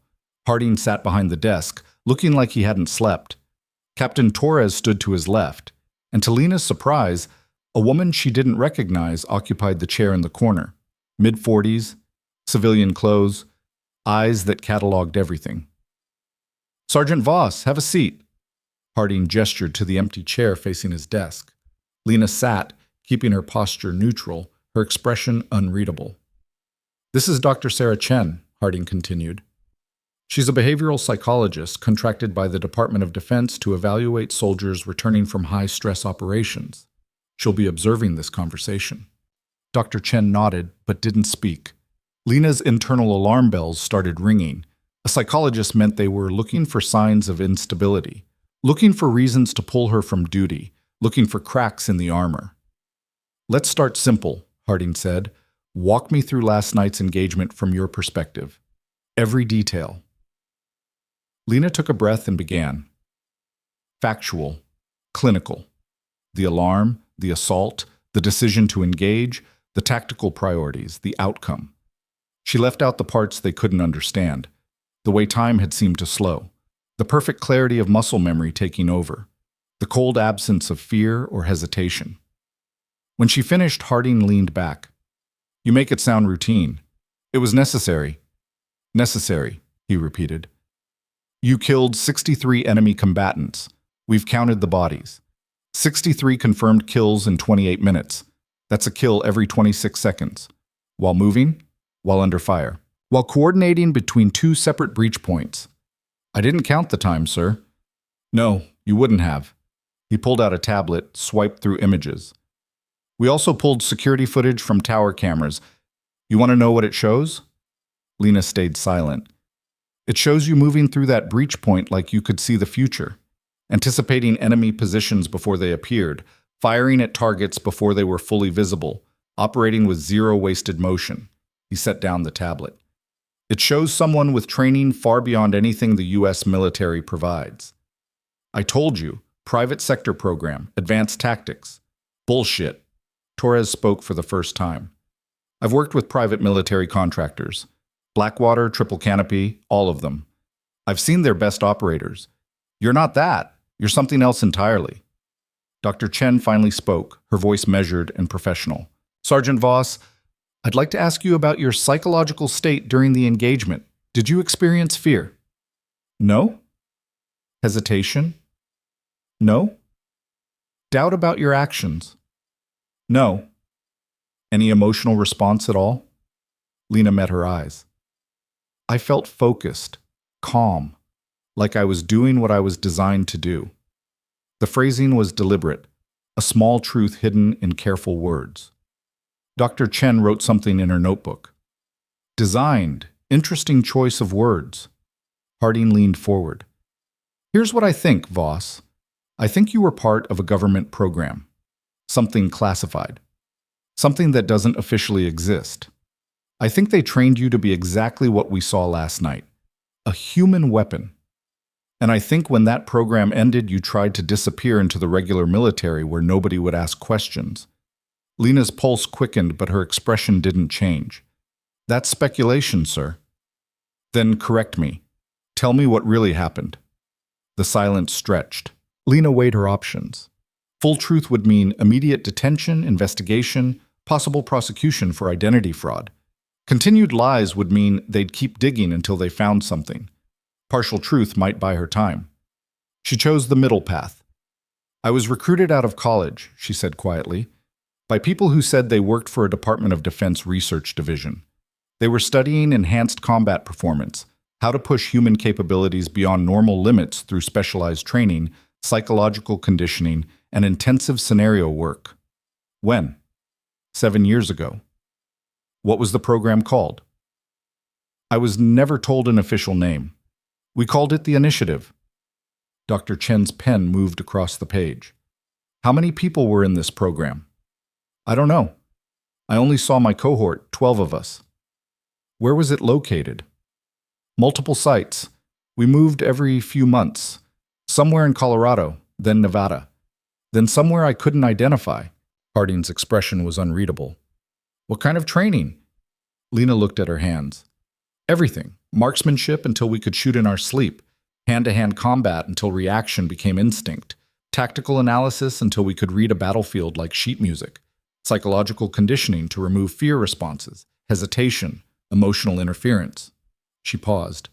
They wanted to create soldiers who could operate independently at maximum efficiency without the limitations normal people have. Normal people, Torres echoed.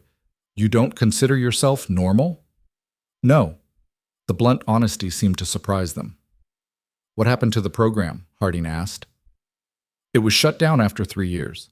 Congressional oversight caught wind of it. Questions about ethics, about informed consent, about what happens when you train people to be weapons and then try to put them back into society. Lena's voice stayed flat. We were debriefed, signed non-disclosure agreements with teeth, given new identities if we wanted them, told to disappear. And you chose to enlist? I chose to use what they'd made me for something that mattered. The skills don't go away just because the program ended. I thought if I joined the regular military, I could apply them in a context that had rules, structure, purpose. Dr. Chen set down her pen. Sergeant, do you experience remorse for the people you've killed? No. Why not? Because they were trying to kill my people. Because eliminating them was the correct tactical decision. Because remorse doesn't change outcomes. That's not an answer. That's a rationalization. Lena looked at her directly. You asked if I feel remorse. I don't. I feel certainty. I feel like I made the right choice. If that makes me a monster in your eyes, that's your problem, not mine. The room went very quiet. Harding broke the silence. The problem, Sergeant, is that I have a soldier under my command who's demonstrably more dangerous than anyone else on this base, who's been lying about her background, who operates by her own judgment regardless of orders. And I need to decide what to do about that. What are the options, sir? Option 1. I recommend you for psychological evaluation and potential discharge on the grounds that you're unstable or unfit for duty. He held up a finger. Option 2. I report your background to higher command and let them decide whether to investigate this initiative program and everyone connected to it, which probably ends with you in a classified detention facility answering very uncomfortable questions. Second finger. Option 3. I accept that you're an asset I don't fully understand but can't afford to lose, and I find a way to keep you operational while managing the risks you represent. Third finger. Which one are you leaning towards, sir? I haven't decided yet. He looked at Torres. Captain, your assessment? Torres rubbed his jaw, thinking. From a tactical standpoint, Voss is the most effective combat operator I've ever seen. She's worth a full platoon in the right circumstances. But she's also a massive unknown. We don't know what other conditioning she received. We don't know if there are triggers or vulnerabilities we should be aware of. We don't know if she can actually follow orders when it matters, or if she'll always prioritize her own tactical judgment. Dr. Chen? The psychologist chose her words carefully. Sergeant Voss displays classic markers of someone who's undergone intensive behavioral conditioning. The absence of normal fear responses, the clinical detachment from violence, the self-identification as a tool rather than a person, these are concerning. However, I don't see evidence of psychosis or sociopathy. She's not killing for pleasure. She's operating according to a set of parameters that were programmed into her. The question is whether those parameters align with military discipline and command structure. Do they? Harding asked Lena directly. I follow lawful orders, sir. I always have. You follow them when they align with your tactical assessment, he corrected. When they don't, you improvise. That's not the same thing. Would you prefer I follow orders that get people killed? I'd prefer you trust your commanders to make those decisions. With respect, sir, commanders aren't the ones on the ground. They don't see what I see. They can't react the way I can. That's exactly the problem. Harding stood, walked to the window overlooking the damaged base. You think you know better. You think your training, your conditioning, your capabilities make you the best judge of every situation, and maybe you're right. Maybe you do know better. But the moment I accept that, I lose command of you. You become a free agent who happens to wear our uniform. Lena stood as well. I'm not asking for autonomy. I'm asking for trust. Trust that when I make split-second decisions in combat, I'm doing it to accomplish the mission and protect our people, not to undermine authority. Trust is earned through transparency and consistency. You've provided neither. I've provided results. At what cost? He turned to face her. Yesterday you saved this base. Last week you saved Alpha Team. Both times by operating beyond your mandate. Both times by revealing capabilities you'd hidden. That pattern tells me you're always holding something back, always keeping secrets. And I can't command someone I can't fully know. The words hit harder than Lena expected. Because he was right. She was always holding back. Always calculating how much to reveal versus how much to conceal. Always maintaining distance. What do you want from me, sir? I want the whole truth. Who you were before the initiative, why you volunteered for it, what happened during those 3 years, and what you're really afraid of. Lena felt the walls closing in. Some of that information is classified above your clearance level, sir. Then I'll get my clearance upgraded. That could take months. I have time. The enemies at our gates don't. Harding smiled grimly. Now you're using tactical arguments to avoid personal disclosure. That's telling. A knock on the door interrupted them. An aide stuck his head in. Sir, you're needed in the operations center, priority communication from CENTCOM. Tell them I'll be there in 5 minutes. The aide disappeared. Harding turned back to Lena. We're going to continue this conversation, but not right now. In the meantime, you're confined to base. No operations, no independent action. You're effectively on administrative hold pending my decision on how to proceed. Understood? Yes, sir. Dismissed. Lena saluted and left, feeling the weight of Dr. Chen's analytical gaze following her out. The next 2 days were purgatory. Lena remained in her barracks, emerging only for meals and required check-ins. No duties. No responsibilities. Just waiting while Harding made his decision and the base rebuilt around her. She heard the whispers, saw the looks. The other soldiers didn't know what to make of her anymore. Some viewed her as a hero, others as a liability. Most just kept their distance, unsure which side to land on. Alpha Team tried to visit. She turned them away. On the 3rd day, Maddox forced his way in. We need to talk. I'm not supposed to have visitors. Since when do you follow rules? He closed the door, sat down uninvited. The base is falling apart, Voss. Half the combat personnel are demanding you be recognized for what you did. The other half want you court-martialed for operating outside the chain of command. Harding's getting pressure from both sides. That's not my problem. It is if they decide you're more trouble than you're worth. He leaned forward. I've been asking around, quiet inquiries, about this initiative program you mentioned. Lena's blood went cold. You shouldn't have done that. Yeah, well, I did. And you know what I found? Nothing. No congressional oversight hearings. No DoD research divisions with that profile. No classified program shut down in the right time frame. He studied her face. Which means either it was buried so deep nobody can find it, or you were lying. I told you. Partial truth. You told Harding just enough to explain your skills without revealing what really happened. I get it. I've done the same thing when my own background got too complicated to explain. He paused. But Voss, if you want people to trust you, you need to give them something real, something they can verify, something that proves you're on their side. I saved the base. What more proof do you need? That proves you can fight, doesn't prove where your loyalties lie. The words stung because they echoed her own fears. Where did her loyalties lie? To the military she'd joined under false pretenses? To the training that had made her what she was? To some abstract concept of doing the right thing? I'm loyal to keeping people alive, she said finally. That's not an answer. It's the only one I have. Maddox stood.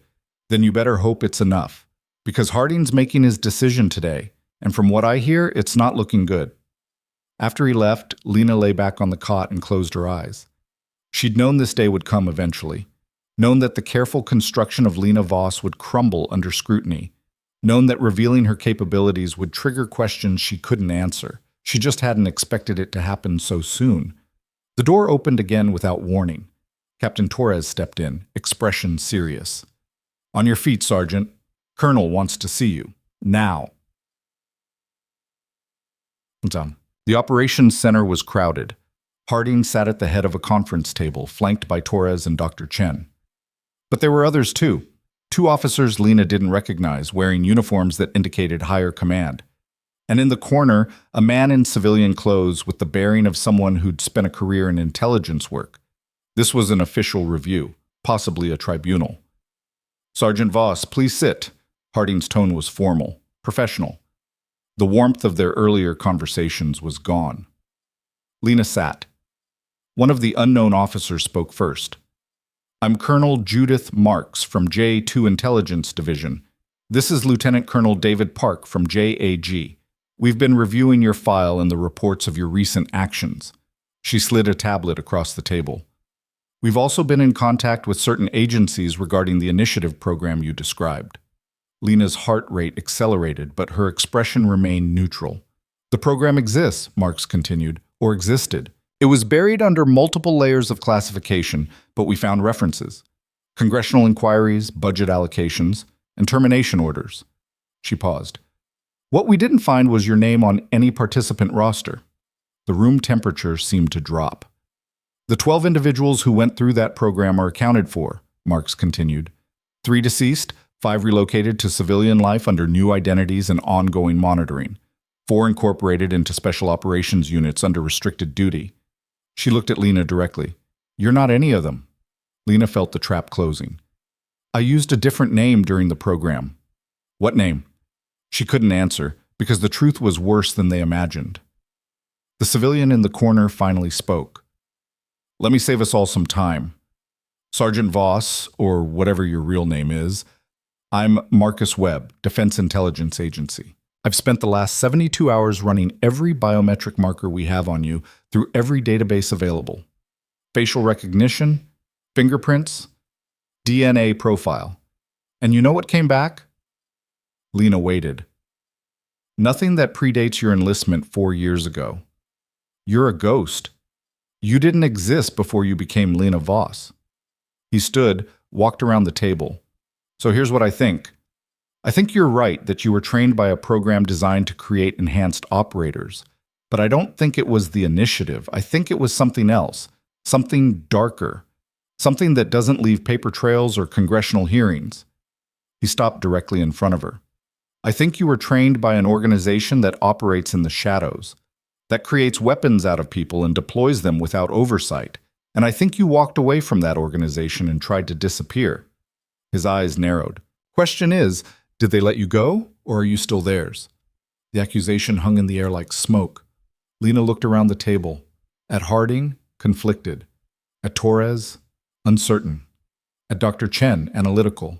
At the JAG officer, ready to prosecute. At the intelligence officers, searching for threats. She made a choice. My name was Elena Volkov, she said quietly. I was born in Russia. Immigrated to the U.S. at age 12 with my mother. She was a defector, low-level FSB analyst who gave the CIA enough intelligence to warrant asylum. She paused. When I was 19, I was approached by people who said they worked for the government. They knew my background, knew my mother's history. They offered me a choice: participate in a program that would train me to be useful to my adopted country, or live the rest of my life under suspicion as the daughter of a Russian spy. So you volunteered, Dr. Chen said softly. I was recruited. There's a difference. Lena's voice hardened. They spent 3 years breaking me down and rebuilding me, teaching me to shoot, to fight, to think tactically, to operate alone. They erased my emotional responses, my hesitations, my doubts. They turned me into exactly what you saw 2 nights ago. And then? Marks prompted. And then they tried to deploy me, wanted me to go back to Russia, to use my background as cover for intelligence operations, essentially turned me into the spy they'd always suspected my mother might be. She shook her head. I refused, said I'd signed up to protect American lives, not to become an asset in the intelligence games they played. They said I didn't have a choice. So you ran, Webb said. So I ran, changed my identity, buried Elena Volkov, became Lena Voss, enlisted in the regular military where I thought nobody would look for a Russian defector's daughter turned rogue operator. She met Webb's eyes. And I've been running ever since. The silence was absolute. Finally, Harding spoke. Harding, why didn't you tell me this before? Because the moment I admit to being a foreign national with concealed background, I become a security risk. Because I knew you'd have to report it. Because I was afraid. The last word came out bitter. They conditioned me to not feel fear in combat, but they couldn't condition away the fear of being sent back to the people who made me. Park, the JAG officer, cleared his throat. Sergeant, Ms. Volkov, do you understand the legal implications of what you've just confessed? Identity fraud, falsifying enlistment documents, possibly espionage depending on what activities you engaged in during your training. I understand. You could face court-martial, imprisonment, and deportation. I know. Then why tell us now? Lena looked at each of them in turn. Because I'm tired of running. Because you were going to find out anyway. And because... She took a breath. Because I'd rather face consequences for telling the truth than continue living a lie. Dr. Chen wrote something, then set down her pen. Elena, may I call you that? I prefer Lena. That's who I am now. Lena, then. Do you feel any loyalty to Russia? No, I was 12 when I left. I barely remember it. To the program that trained you? I hate them for what they did to me. To the United States military? Lena paused. I feel loyalty to the people I serve with, to Maddox and his team, to the soldiers on this base who were willing to die defending it, to the concept of protecting those who can't protect themselves. She looked at Harding. Whether that counts as loyalty to the military, I don't know. But it's real. Marks leaned back. This is above my authority level. We'll need to escalate this to INSCOM and possibly DoD leadership. In the meantime, Sergeant Voss remains confined to base under observation. With respect, ma'am, Torres interjected, we're still in an active combat zone. We lost 15% of our combat strength in the recent attack. We need every capable fighter we have. Captain, she's a potential security risk. She's also the reason this base is still standing. Torres stood. I watched the footage. I saw what she did. Whatever her background, whatever her training, she fought for us. She bled for us. And she's sitting here confessing everything instead of continuing to hide. He looked at Harding. Sir, recommendation, we keep her operational under close supervision while higher command makes their decision. We can't afford to bench our most effective operator based on hypotheticals. Harding considered. What's your assessment, Dr. Chen? Lena shows no signs of deception in her current statements. Her physiological markers, breathing, eye contact, body language, all indicate she's telling what she believes is the truth. Whether there are additional layers we haven't uncovered, I can't say. But I don't believe she's an active threat to this unit. Webb crossed his arms. My agency will want to interview her extensively. If what she's saying is true, we need to identify which program trained her and shut it down. If it still exists, Lena said quietly. You think it doesn't? I think organizations like that don't get shut down. They get reorganized, rebranded. They find new funding streams and new recruits. I was one of many. There are probably others out there right now, wearing different faces, serving different purposes. The words landed like stones. Mark stood. This conversation is classified at the highest level. Nothing discussed here leaves this room. We'll compile our reports and submit them up the chain. In the meantime, Sergeant Voss remains under Colonel Harding's direct supervision. She looked at Lena. You've been honest today. I appreciate that. But understand, honesty doesn't erase consequences. You'll likely face significant penalties for what you've done. I understand, ma'am. Good. Dismissed. Lena stood, saluted, and left the room. In the hallway, her legs nearly gave out. She leaned against the wall, breathing hard, processing what had just happened. She'd told them, not everything, but enough. Enough that they could verify. Enough that they could understand. Enough that she might finally stop running. Footsteps approached. Harding emerged from the operations center alone. Walk with me, Voss. They moved through the base in silence, past repair crews fixing damage, past soldiers on patrol, past the scars of battle slowly being erased. Finally, Harding spoke. That took courage. What you did in there. Or stupidity. Both, probably. He glanced at her. I've been commanding soldiers for 3 decades. I've seen every kind, brave, cowardly, skilled, incompetent, loyal, treacherous. You're the first one I genuinely couldn't categorize. Is that good or bad? Haven't decided yet. They reached the north wall overlooking the desert. My gut says you're exactly what you claim, someone trying to escape a past they didn't choose and do something meaningful with skills they didn't ask for.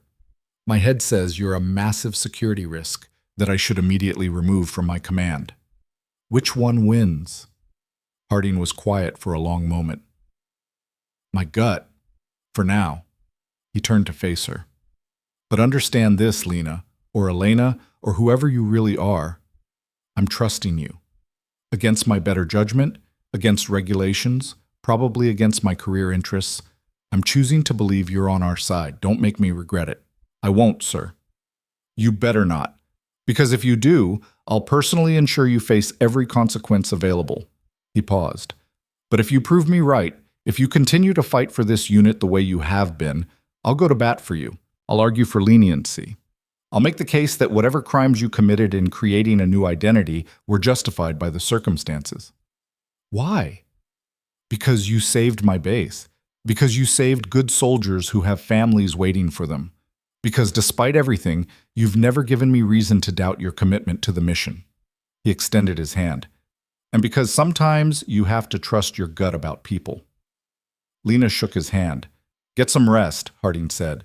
Tomorrow you're back on duty. We've got patrols to run and threats to monitor, and I need my best sniper operational.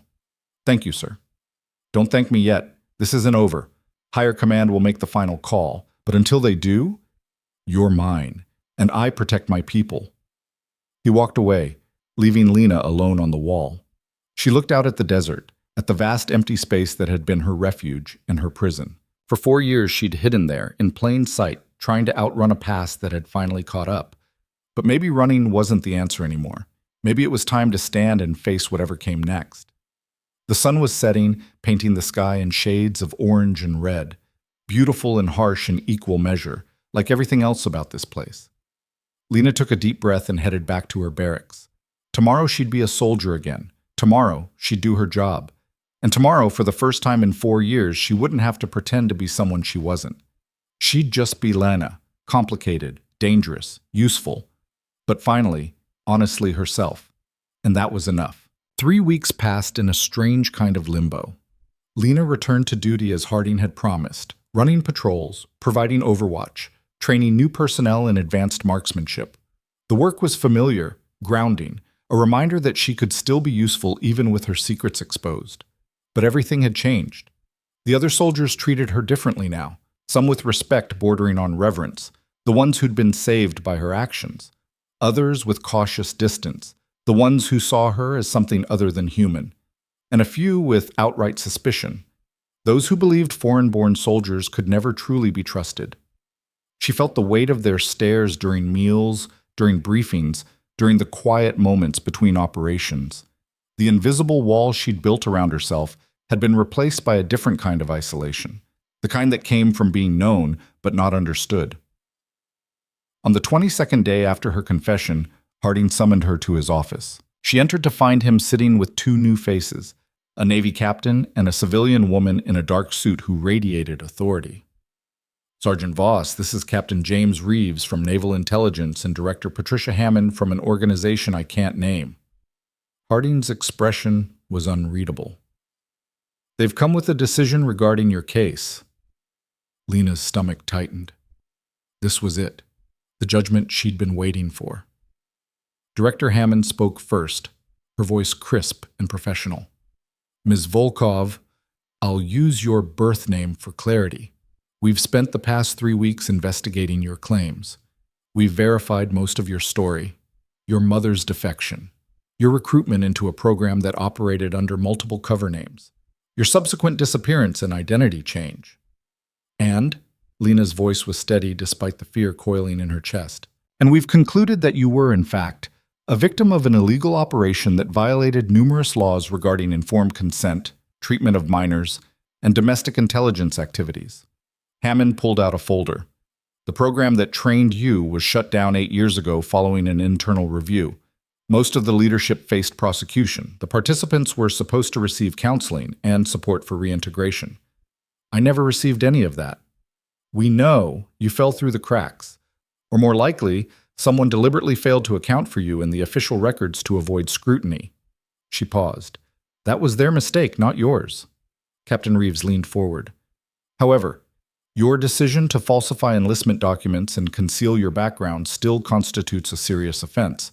Under normal circumstances, you'd face court-martial and likely imprisonment. I understand, sir. But these aren't normal circumstances.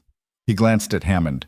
Your actions over the past month, saving Alpha Team, defending this base against overwhelming odds, have demonstrated conclusively that your loyalties lie with the United States military and the soldiers you serve alongside. You've proven yourself in the most fundamental way possible. Hammond took over. Which brings us to the decision. You have two options. Option 1. You accept a general discharge under other than honorable conditions. Your service record will be sealed. You'll be required to undergo monitoring for 2 years, but you'll be free to pursue civilian life without legal prosecution. Lena felt her heart sink. Discharge. The end of the one place she'd found purpose. Option 2, Hammond continued. You accept a full pardon for the identity fraud in exchange for complete transparency going forward. Your enlistment will be retroactively corrected to reflect your true identity and background.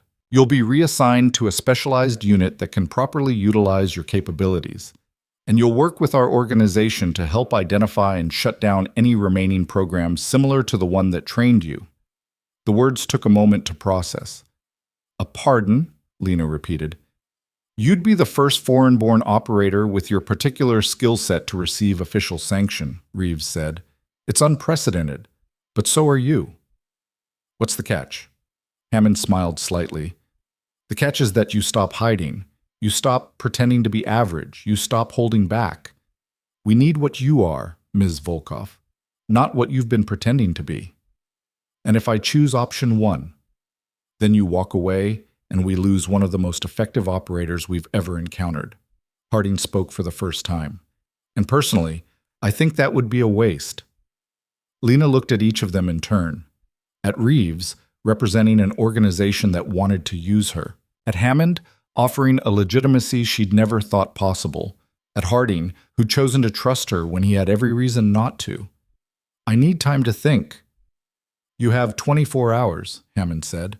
After that, we need an answer. They dismissed her. Lena walked out into the bright desert afternoon, mind spinning. A pardon, official recognition, a chance to be herself without hiding. But at what cost?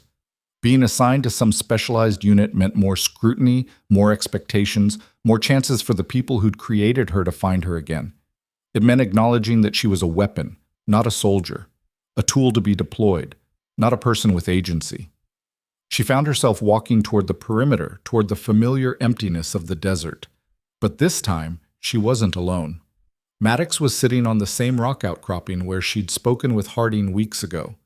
He looked up as she approached. Heard you had visitors. Word travels fast. Always does. He patted the rock beside him. Want to talk about it? Lena sat, staring out at the endless sand. They offered me a choice. Discharge or pardon. That's good, right? Better than prison. Is it? She picked up a small stone, turned it over in her fingers. The pardon comes with strings, reassignment, full transparency. Working with intelligence agencies to hunt down other programs like the one that made me. Sounds like they want to use you. They do. That's the problem. She threw the stone, watched it arc through the air. For 4 years I've been trying to be normal, to be just another soldier, to prove that I'm more than what they made me.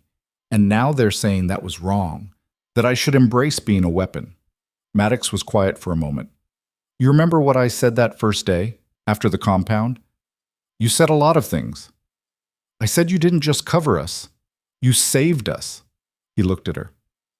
I've been thinking about that. About the difference between those two things. Covering fire is tactical. It's part of the mission. But saving people, that's personal. That's choosing to put yourself on the line because you care what happens to them. What's your point? My point is that you're not just a weapon. Weapons don't choose. They don't care. They don't refuse orders because they think there's a better way. He stood, brushed off his uniform. You've been so focused on not being what they made you that you haven't noticed what you actually became. Someone who fights for the people around her. Someone who makes the hard calls when it matters. Someone who saves lives not because she's programmed to, but because she decided that's what she wants to do. The words hit harder than Lena expected. The pardon scares you because you think it means going back to being their tool, Maddox continued. But it doesn't have to. You can take their offer and still be yourself. You can use their resources to hunt down the bastards who hurt you. You can make sure no one else goes through what you did. That's not being a weapon. That's being a soldier with a purpose. He walked away, leaving her alone with her thoughts. Lena sat there as the sun began to set, watching the sky transform into fire and shadow. Maddox was right. She'd been so afraid of being used that she'd denied what she actually wanted. To matter. To make a difference. To use the skills she'd been given, no matter how they'd been acquired, for something that counted. She stood and walked back to base. 24 hours later, Lena stood in Harding's office again, facing the same panel. "I've made my decision," she said without preamble. "I accept the pardon. I'll work with your organization. I'll help shut down programs like the one that trained me. And I'll do it as myself, not as Lena Voss pretending to be normal, but as Elena Volkov trying to make things right." Hammond smiled. "Excellent. We'll begin the paperwork immediately. You'll be reassigned within the month." "One condition," Lena added. The smile faded. "You're not in a position to negotiate." "One condition," Lena repeated firmly. "I want regular rotations back to frontline units. I don't care what specialized work you have me doing, training, operations, investigation. But I'm not spending my entire career in the shadows. I need to stay connected to actual soldiers, to people who fight for reasons that matter." Hammond exchanged a look with Reeves. "That's unconventional," Reeves said. "So am I. That's why you want me." A long pause. Then Hammond nodded. "Agreed. You'll maintain affiliation with conventional units while conducting specialized work. Quarterly rotations at minimum." "Then we have a deal." They shook hands. Official, binding, the beginning of something new. After the others left, Harding gestured for Lena to stay. "You did good," he said simply. "Thank you, sir. I meant what I said before, about protecting my people. You're one of mine now, officially and permanently. If anyone gives you trouble about your background, about what you are, you send them to me. I appreciate that, sir. Don't appreciate it. Earn it. Keep being the soldier I've seen these past weeks. Keep fighting for the right reasons. Keep saving lives." He extended his hand. "And maybe, eventually, forgive yourself for the ones you took." The words lodged in Lena's chest like shrapnel. She shook his hand and left. Her final week at Forward Operating Base Sentinel passed quickly. New orders arrived. New assignments. The machinery of military bureaucracy grinding forward, transforming her from liability to asset with nothing more than official signatures and sealed files. Alpha Team threw her a send-off in the mess hall. Unofficial, unauthorized, and entirely welcome. They'd somehow acquired actual beer despite regulations, and they insisted she drink with them. "To Voss!" Banks raised his bottle. "The scariest person I've ever been grateful for." They laughed, drank, told stories. Hayes cornered her near the end of the night. "So where are they sending you?" "Classified." "Of course it is," he grinned. "You gonna miss us?" Lena considered the question seriously. "Yeah, I think I will." "Good. Means you're still human." He clinked his bottle against hers. "Don't let them turn you back into a machine, Voss, or Volkov, or whoever you end up being." "I'll try." Ortiz was last to approach, medical kit still hanging from his shoulder like it was part of his uniform. "Got you something." He handed her a small patch, custom-made, showing a sniper scope with the words Guardian Overwatch stitched around it. "It's not official," he said, "but we thought you should have something to remember us by. Remember why you do what you do." Lena stared at the patch, feeling something crack inside her chest. "Thank you. We're the ones who should be thanking you." He pulled her into a brief hug. "You saved our lives, all of us. That's not something we forget." Maddox found her on the north wall one last time, the night before her departure. "You ready?" "As ready as I'll ever be." They stood in comfortable silence, watching the stars emerge. "You know," Maddox said eventually, "I've been thinking about what makes someone a good soldier. It's not just skill, not just courage. It's knowing when to follow orders and when to do what's right, even if it contradicts those orders. That's a dangerous philosophy. Maybe, but it's the truth. He looked at her. You've got that instinct, that ability to see what needs to be done and do it regardless of the cost. That's rare. That's valuable. Don't let anyone take that away from you. I won't. Good. He offered his hand. It's been an honor serving with you, Sergeant Volkov. She shook it firmly. The honor was mine, Sergeant Maddox. The next morning, Lena packed her gear, cleared her barracks, and walked toward the waiting transport helicopter. A small crowd had gathered to see her off. Not the whole base, but enough. Soldiers she'd fought beside. People she'd saved. People who'd seen her at her worst and chosen to see her at her best anyway. Harding stood at the front of the group, arms crossed, expression stern, but eyes warm. Safe travels, Sergeant. Make us proud. I'll do my best, sir. That's all anyone can ask. She climbed into the helicopter. The rotors spun up, wind whipping across the tarmac. Through the open door, she watched the base shrink below her. The walls they'd defended together, the buildings they'd rebuilt, the scars of battle slowly fading under fresh construction. But not forgotten. Never forgotten. 6 months later, Lena sat in a nondescript office building in Washington, D.C., reviewing files on a program that had operated in Eastern Europe under 5 different cover names. The work was tedious, detailed, and exactly what she'd signed up for. Across from her, a young woman, maybe 19, sat nervously, hands clasped tight in her lap. You said you could help me, the girl said quietly. You said there were others like me. Lena set down the file and looked at her. Really looked. Saw the fear, the confusion, the desperate hope of someone who'd been told they were special, been promised they could be more, and was only now realizing what that promise actually meant. She'd been that girl once. Scared, alone, convinced she had no choice. There are others, Lena confirmed. And yes, I can help you. But first, I need to know, do you want out? Really want out? Because the people who recruited you won't let you go easily. They'll tell you that you owe them, that you signed contracts, that you're too valuable to waste. The girl nodded, tears forming. I just want to be normal. Normal's overrated, Lena said gently. What you want is to be free. Free to choose your own path. Free to use what they taught you for purposes you believe in. That's different. Can I do that? You can, but it's hard. And it means facing what you are, not running from it. Lena leaned forward. I'm not going to lie to you. You'll always be different. The training doesn't go away. The capabilities don't fade. But you get to decide what to do with them. That's the freedom that matters. The girl wiped her eyes. What did you do? I ran for a while. Then I stood and fought. Then I found people worth protecting. Lena pulled out a card with a phone number. This is a direct line. You call it any time, day or night, and I'll answer. You're not alone in this. Not anymore. The girl took the card like it was a lifeline. After she left, Hammond appeared in the doorway. That's the 4th one this month you've brought in. They deserve a choice. I didn't get one. You're giving them more than a choice. You're giving them hope. Hammond sat down. The program in Belarus is collapsing. They're scrambling to hide evidence. 3 more facilities have been identified in Southeast Asia. Your intelligence has been invaluable. Good. We're winning, Elena. Because of you. Lena didn't respond. Winning felt like the wrong word. You didn't win against organizations that turn children into weapons. You just stopped them from making more. Her phone buzzed. A message from Maddox. Alpha team deployed again. Wish you were here. Stay safe.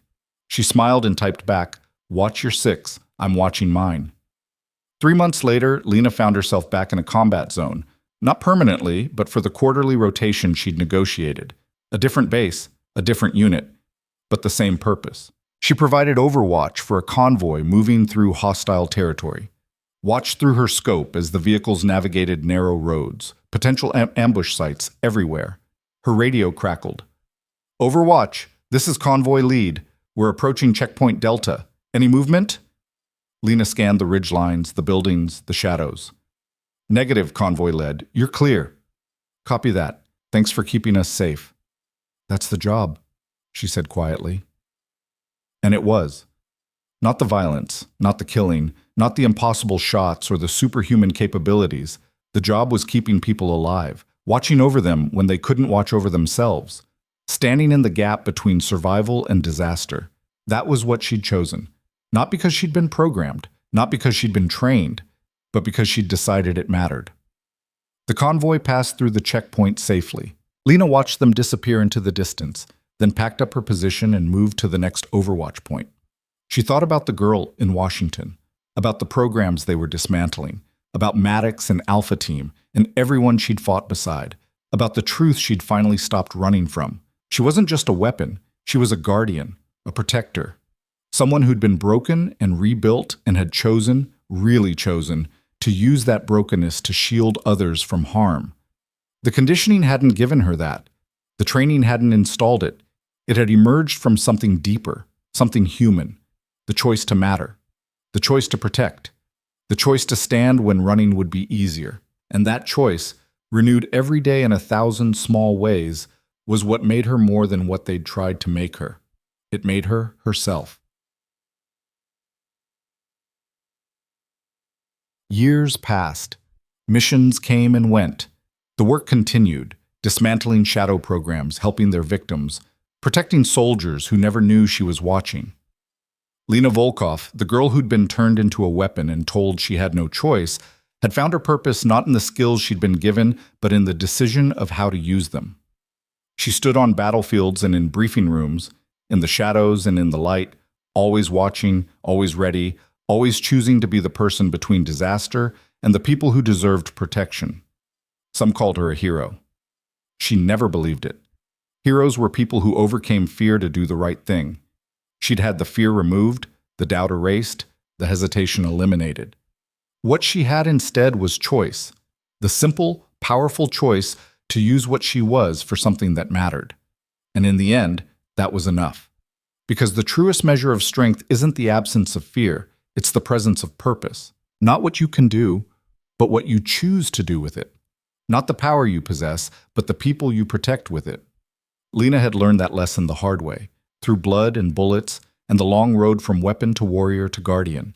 And she carried it with her every day, in every mission, in every moment when someone's life hung in the balance, and she had the choice to look away or to act. She always chose to act, because that's what it meant to be human. The strongest people aren't those without fear or doubt. They're the ones who feel everything and choose to fight for others anyway.